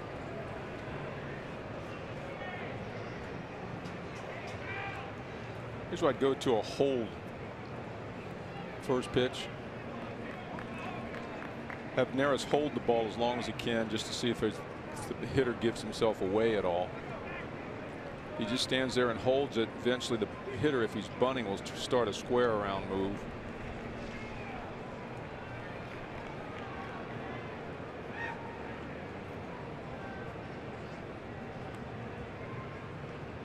Quarters are pinching in. Blanco is not squaring, and he takes low 1-0.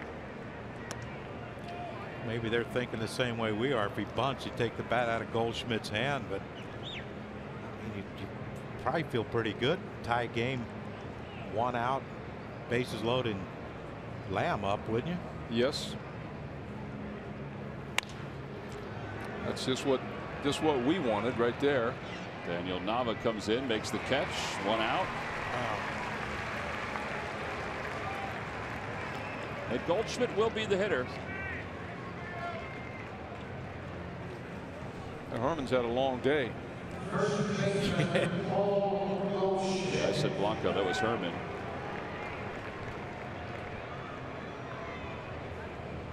And when he started today, he had a full head of hair.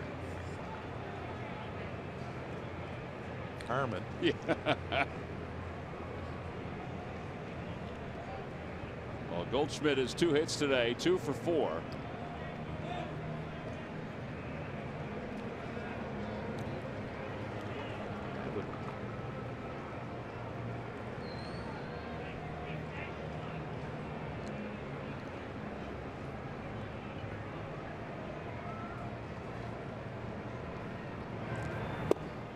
No balls, 1 strike to Goldschmidt.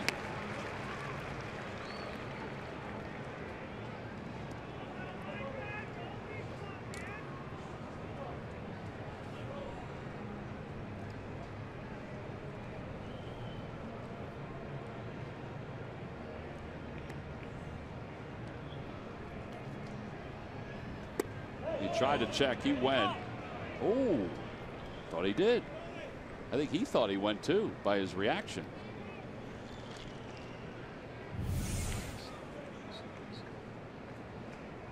No, he held. Look at his frustration. I thought he felt like he went. Out to center field. Herrera is under it. The runners will tag. And with Herrera backpedaling, it at least allows Peralta to go to third. So 2 outs with Lamb coming up. Yeah, it's smart by Blanco. For some reason, Blanco runs there too, and it's second and third. It's automatic walk Lamb. Now, what do you do? Good point, John. I mean, I always, some pitchers will say, well, there's still a base open. It just happens to be second base instead of first.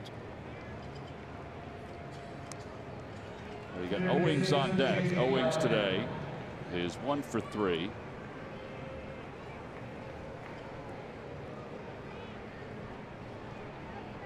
Well, you have the RBI leader, Jake Lamb, with 59.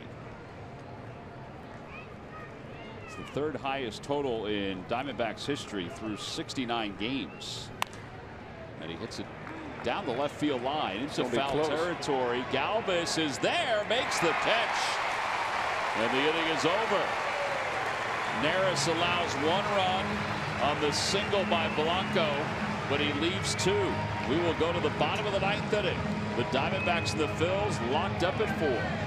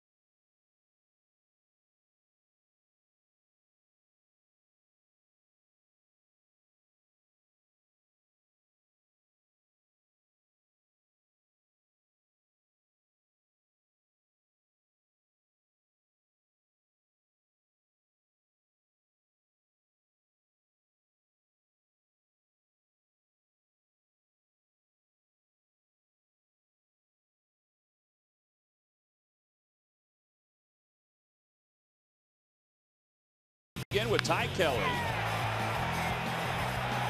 off the bench, brings home Cameron Rupp, and he thought Freddie Galvis. Big play right now. And then in the 9th inning, this is Blanco. He'll tie it up. Yeah, walks the leadoff hitter in the top of the 9th inning, did Hector Neris. And after Peralta singles to put Nick Ahmed at third base, at first and third, Blanco follows with another single. Give Neris credit, though. He got out of the heart of their lineup with runners in scoring position.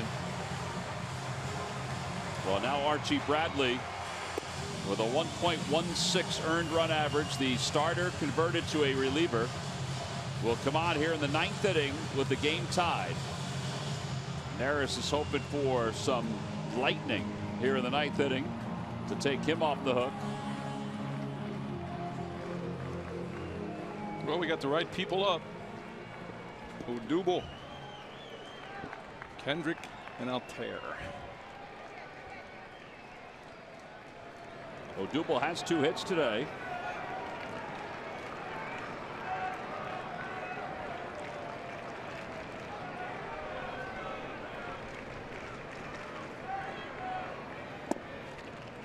Ooh.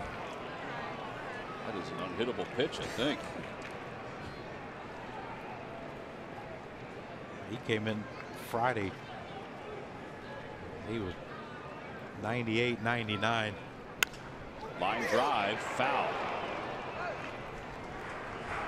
I don't know if I would have thrown him a knuckle curve there. He's got 2 hits today, both off the curveball, right? Yes. From Robbie Ray.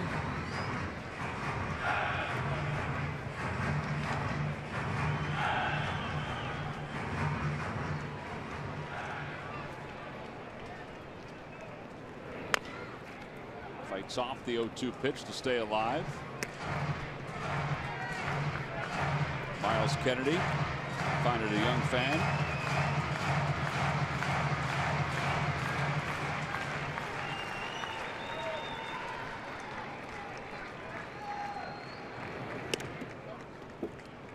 Off the glove of Herman. I don't think that hit the bat. He might be tired of trying to catch balls. Looked like it hit the umpire's arm. Ooh, geez, he didn't even touch it. Yeah, it hit the glove in the umpire's arm. That's a tender spot right there, too. So 1 ball, 2 strikes. Now 2-2. Maybe he won't be able to raise that right arm. We need a man on. That's all we need is a man on. How about a walk-off right here? Oh, that too. Hit that fastball.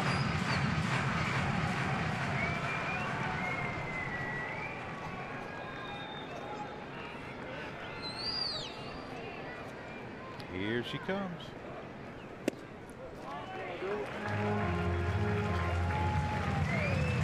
Can we hold out, Odubel?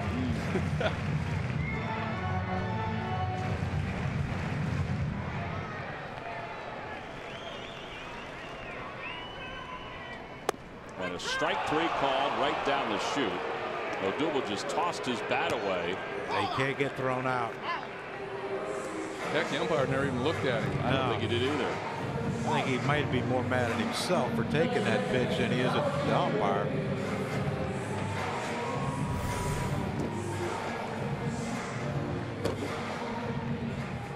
That is the first strike in all of those pitches at the knees. Kendrick takes strike 1, 0-1.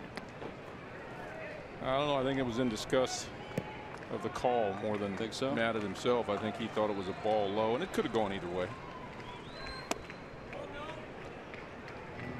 That ball looked like 97, 98 to you. That's what I said the other night when he came in. I'm like, it doesn't look like he's throwing. I mean, he threw a couple of Friday night at 99.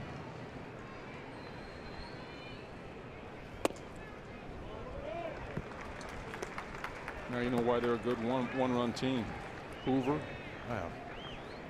Got a workhorse left-hander out there. Yeah, De La Rosa. Yep. This dude. Bradley. Oh man, that's just what he needs. More. Good Lord, that poor guy.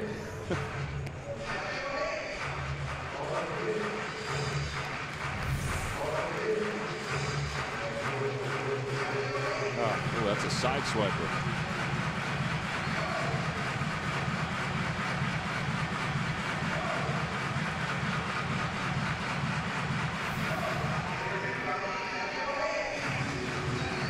Good kids out there want to be a catcher, huh? Yeah, wait a few years.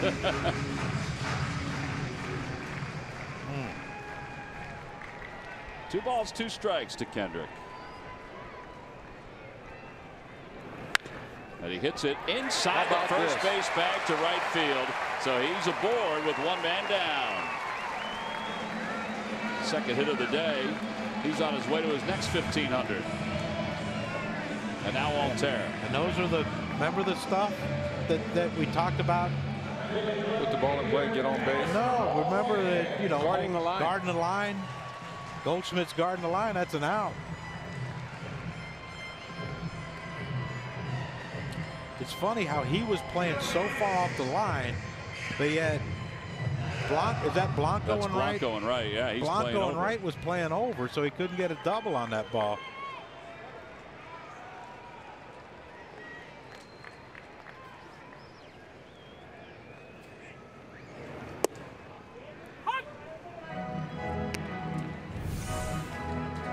was far off. Yeah, I mean, that's, wow. That's surprising with Howie and the velocity that, you know, Bradley throws the ball at. But we'll take it.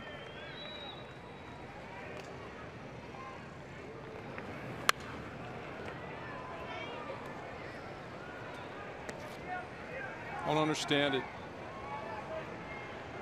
Takes a fastball right down the middle. First pitch. Just takes it all the way. You think that could have been one of those where he hit the fastball for a home run hit the his first time fastball up, for a first home pitch. run, but then every other first pitch after that was breaking balls from Ray?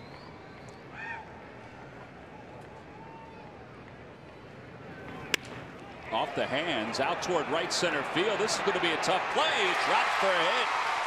A base hit for Altair. It'll put runners on first and second. We'll take that, but also we got Mr. Walkoff coming up here. Tommy Joseph. He's had a couple this year, right? Yeah, we got man in scoring position. Now's when we need that nice little line drive to right field, ground ball up the middle. Take home run out of play in this at bat.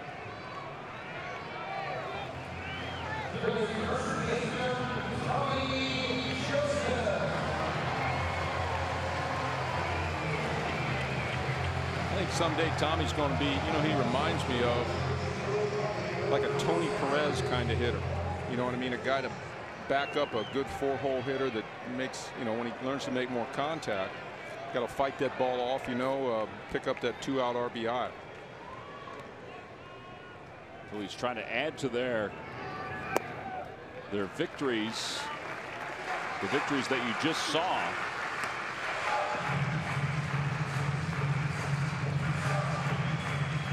Ten victories in their last at bat. Try to make it number 11. 1 ball and no strikes to Joseph.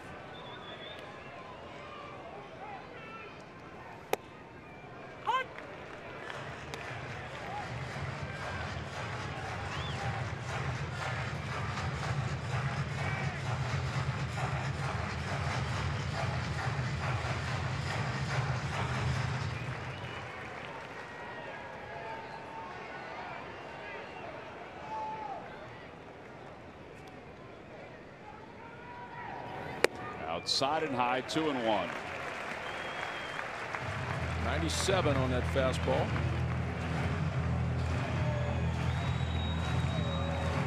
We used to have a guy named Nolan Ryan that threw near those numbers. We used to have one of them. They got 3 or 4 on every team now. Yes, they do. Every team here, every team in college. 2-1 pitch to Joseph. And he loops it down the right field line. That's got a chance. Goldschmidt. Oh, it's just foul. And we'll do it again. It's funny. Nobody seemed to be reacting initially. And that was awfully close to drop it in. Real close. And Howie read that really well. He was going to score easy on that play. No hesitation whatsoever.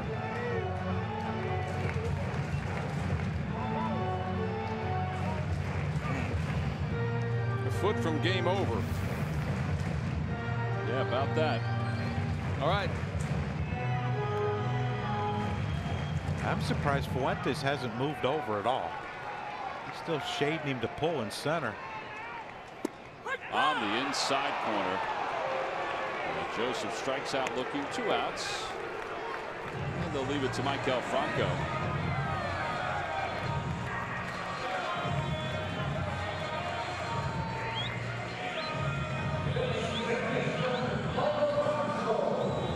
Home run, 2 walks for Franco. Maybe this is when he turns things around. It's a good thought. One swing of the bat in a game like this can do it. About a hopper over Archie Bradley's head into center field.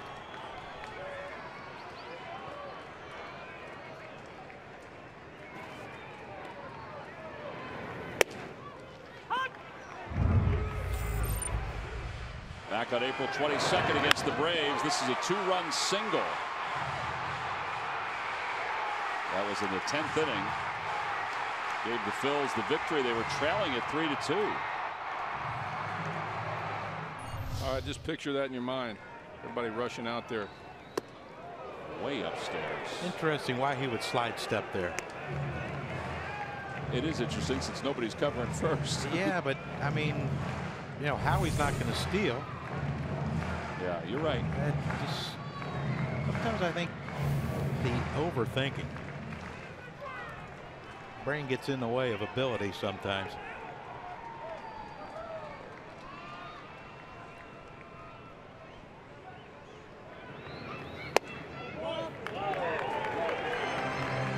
Ball's out. Good eye right there.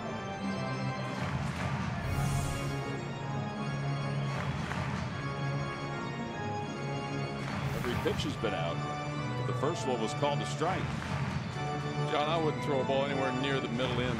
No. This at bat if I were Bradley.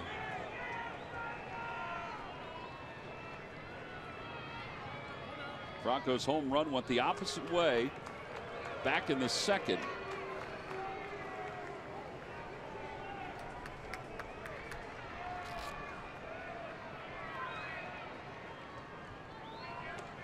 Two balls, one strike to Michael. Unless you throw it way in there. Yeah. Yeah. That was way in there. 98. 98 too. Probably a ball.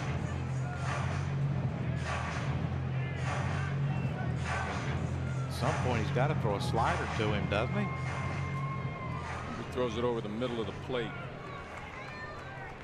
It's going to be a tough battle right here from Michael.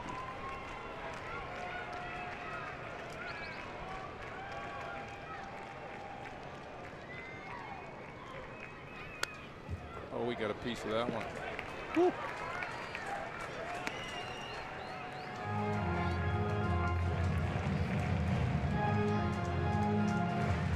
A little top hand, a little chop stroke on that to keep alive. That's what you need to do with that 95 plus fastball.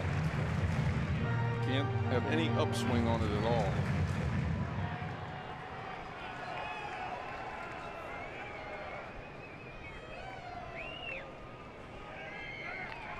Two balls and two strikes to Franco. Here at the bottom of the ninth inning. The pitch from Bradley. Fouls it back again. Oh, he's really challenging him. He's not challenging him away. He's challenging him right down the middle of the plate. And I think the first set of signs that Herman gave him was breaking ball, because he never put a one down. It's a pretty good swing by Franco on that high fastball. And I think Herman's going out there telling him, you know, look, you know, we know how aggressive he is with two strikes. You can bounce a slider here and possibly get a swing and miss. Yeah, I mean, if you get beat on a good slider right here, you can't second guess yourself. You get beat on a fastball, you can. 2-2 pitch. Ooh, we almost got one, John. Foul ball. First one I've seen up here, and we're near it. Sizzling up here.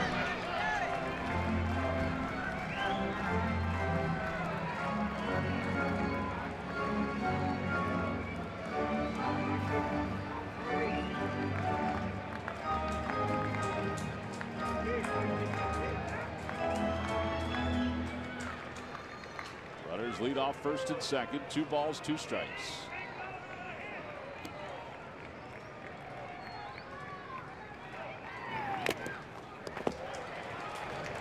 Good Lordy sakes, that poor man. Yeah, he's going to need a nap after this one. He's going to need one of those whirlpool baths with ice in it.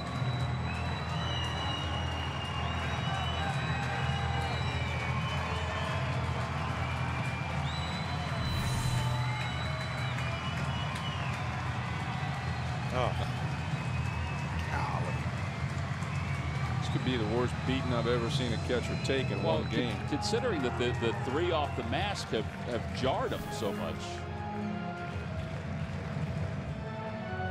Can that cause a concussion? Yes. Tommy Joseph had a lot of his concussions. Or some of them. Well, catcher for Detroit, Alex Avila. He had the concussions, and they actually sent him to spring training and tried to get him to sit higher because he was too low. Again, we'll do the 2-2 pitch to Franco. In the dirt, he lays off that slider. It's 3-2. That's the one we needed to lay off of. Can he do it twice, though? Oh, that's not easy. You think so? I mean, you know, Archie Bradley's proud of his fastball, rightly so. But I give up. But I can't imagine him snapping off a curveball and risking walking him right now. Yep, here, let's have a meeting at the mound. It is interesting that every time they do that, the infielders do come in to listen too. I mean, we see that from time to time with others.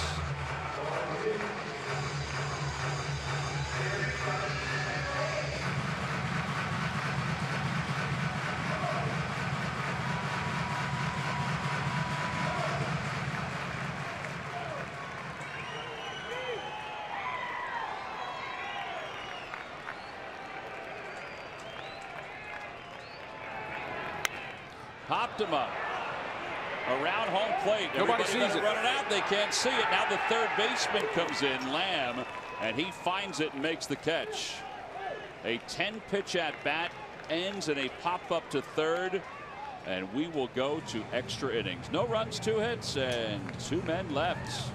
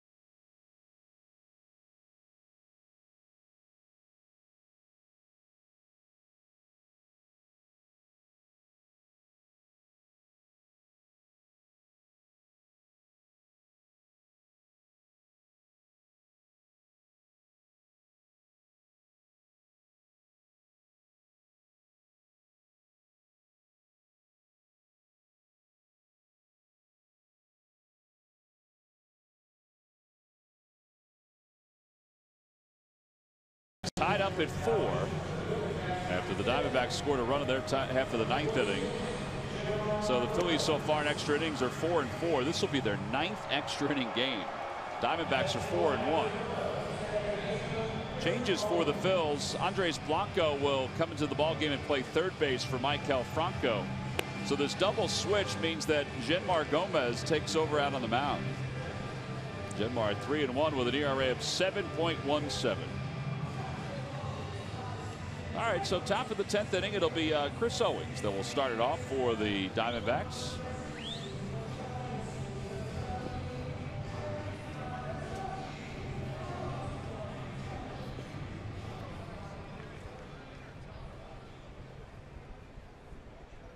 So Genmar will work against Owings, who is 1 for 3 today. He singled, or excuse me, homered his first time up, grounded out, walked and popped out.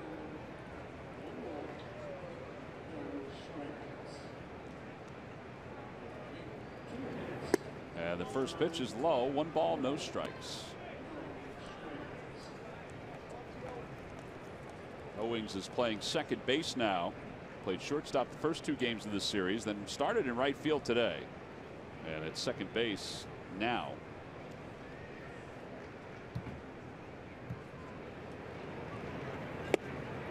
One and one.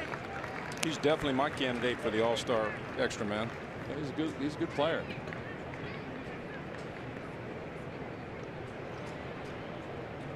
lot of Hawaiian shirts right there behind the backstop.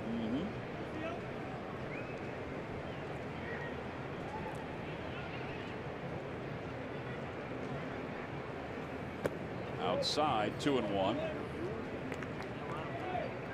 We can't live with too many more innings of walking the leadoff hitter. No. Cost this last inning. Yep.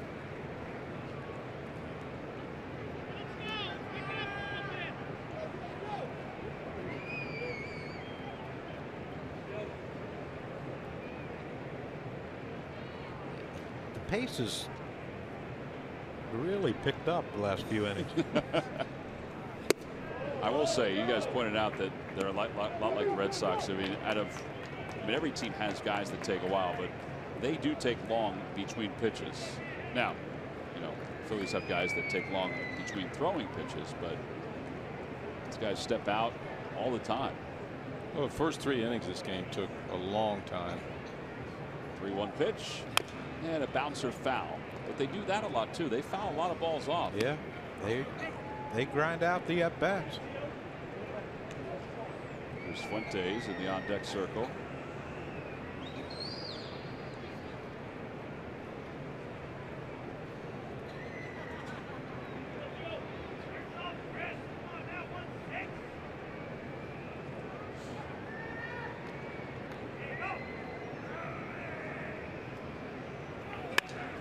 Shortstop Freddie Galvis is up with it. 1 out.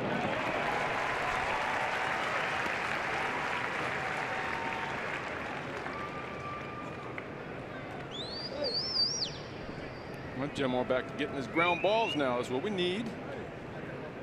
Yeah, got behind 3-1 and jammed him with the 3-1 pitch. Jammed him with the 3-2 pitch. That's a good sign, right? Very much so. Fuentes came on to pinch run in the 8th inning. And that was thrown out trying to steal by Cameron Rupp.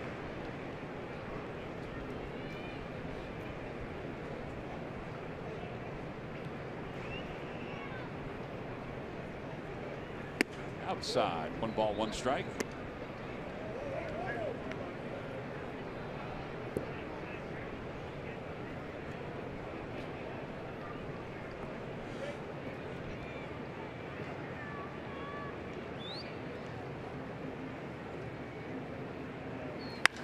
Out to center field. That's well hit. Going back on it is Herrera. It is gone. Fuentes has just blasted a home run, his first of the year, to straightaway center field. It's his first major league home run, and it's a 5-4 ball game. You could hear that one off the bat. Yeah, it was loud. Tell me that was a no doubter right there, with that wind blowing out a little bit like it is and the way the ball's carrying in the outfield. That ball went almost off the batter's eye. I tell you what, and he stayed with that ball. That's the kind of ball you might try to pull to right field, and that ball ran back over the middle of the plate.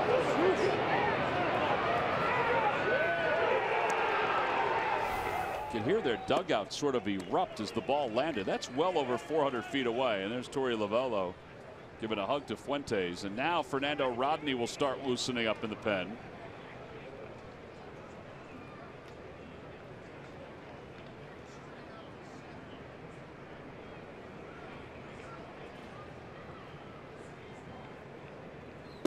Swing and a miss by Hazelbaker. 0-2. He's 1 for 4. First career homer. Yep, first career homer. Extra innings. You can get that ball too. Yes. It's a good place to hit one, or hit your first one.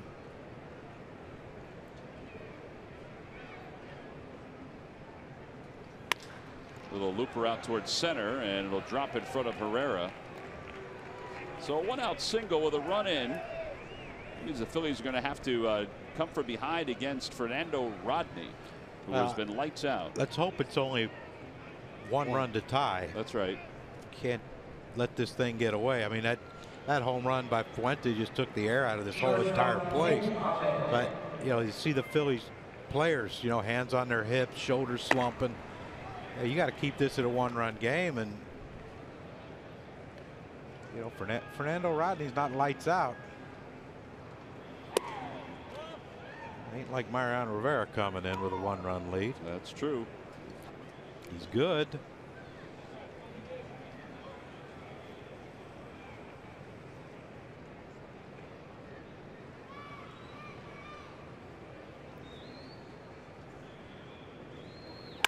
Bouncer back toward the middle, off the glove of Genmar.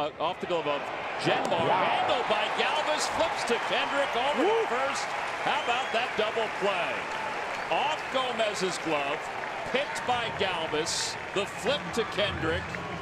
That'll go 1-6-4-3 double play. That was an impossible hop too.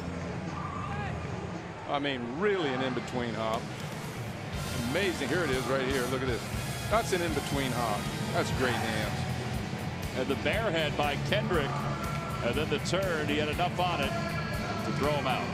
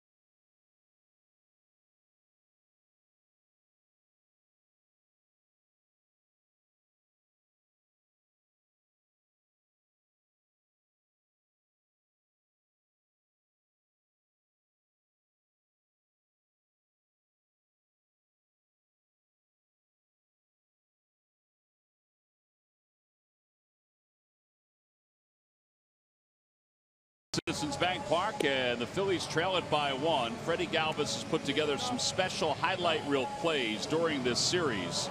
Not only today, and he's made 2 exceptional plays today, but you can reel together all of his defensive plays in this series, beginning with game 1, and you can say, all right, this is a gold glover right here. And that last play was not an easy play because of the in-between hop, and he was able to help the Phils through a double play. Look at this ball glance off his glove, puts it into an in-between hop, could have easily skipped into center field. Howie Kendrick some credit for catching the perfect flip barehanded. Glove flip barehanded, and whips it over to first. Kept it a 1-run ball game. Yeah, you can put a reel of his defense for the year together, and I'd like to see anybody have a better reel in this league right now, both leagues. All right, so Fernando Rodney will try to come on and close for the Diamondbacks. He's 19 of 22 as a closer.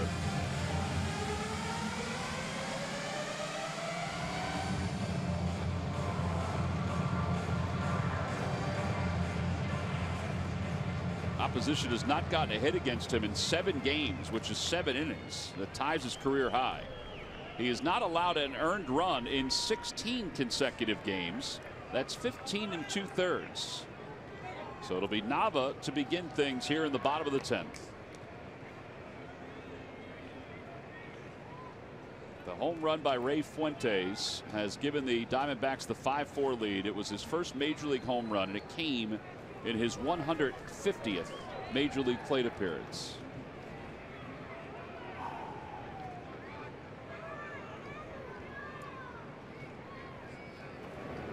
Down low, 1 ball, no strikes.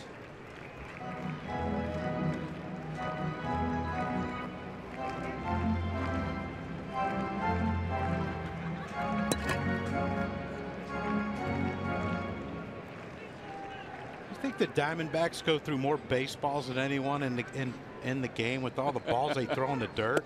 At least it seems that way in this series. Wow. That's an unbelievable pitch right there, down in the count, behind in the count, behind the count, 1-0. He threw like a little narrow splitter right there. Must have serious confidence in that pitch. 94 came back. It's 1-2. Wow.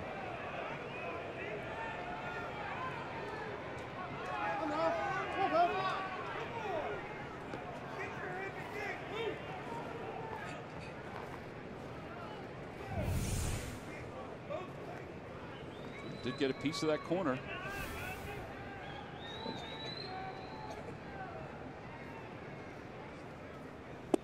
Change up, and Navas strikes out.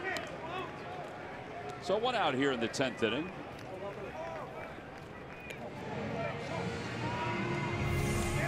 Yeah, that's a tough one. You look at that. Look at this thing. It's a screwball. Yeah, that's not a split finger. That's like circle change that he really turns over.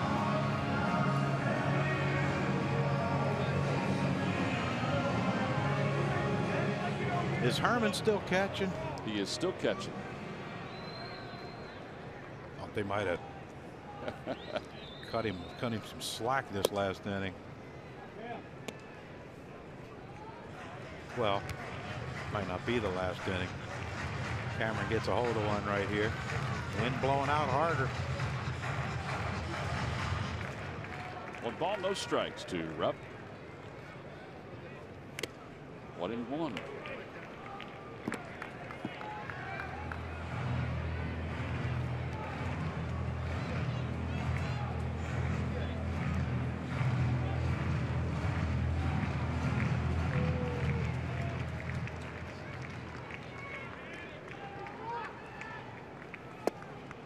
Boy, back-to-back in different spots, and it's 1-2.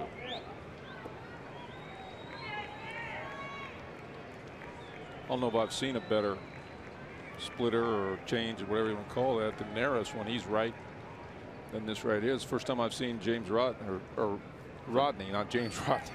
James Rodney Richards.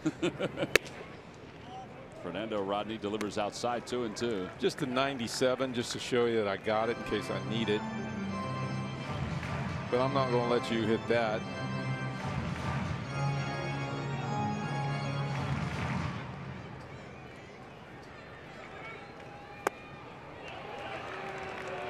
Back-to-back strikeouts, and now 2 away. Well, Freddie's had a heck of a game defensively. Maybe we'll be talking about him after this at-bat. Yeah, last chance for the Phils. That's a nasty It sure is. It pitched right before it was 97.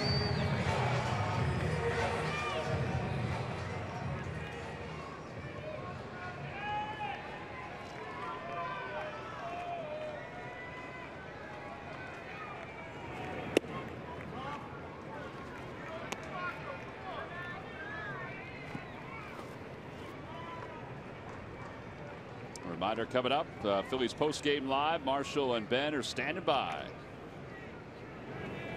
Way upstairs, 2-0.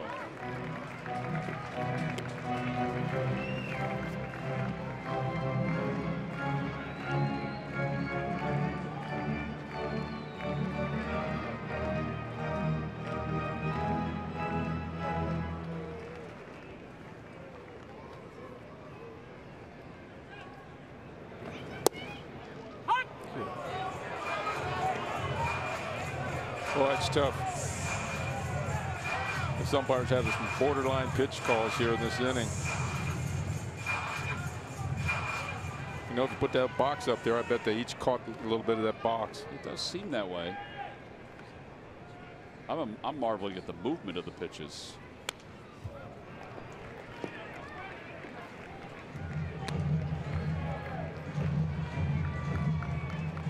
Two and 2. Corey Lavello's team is trying to keep this winning streak going.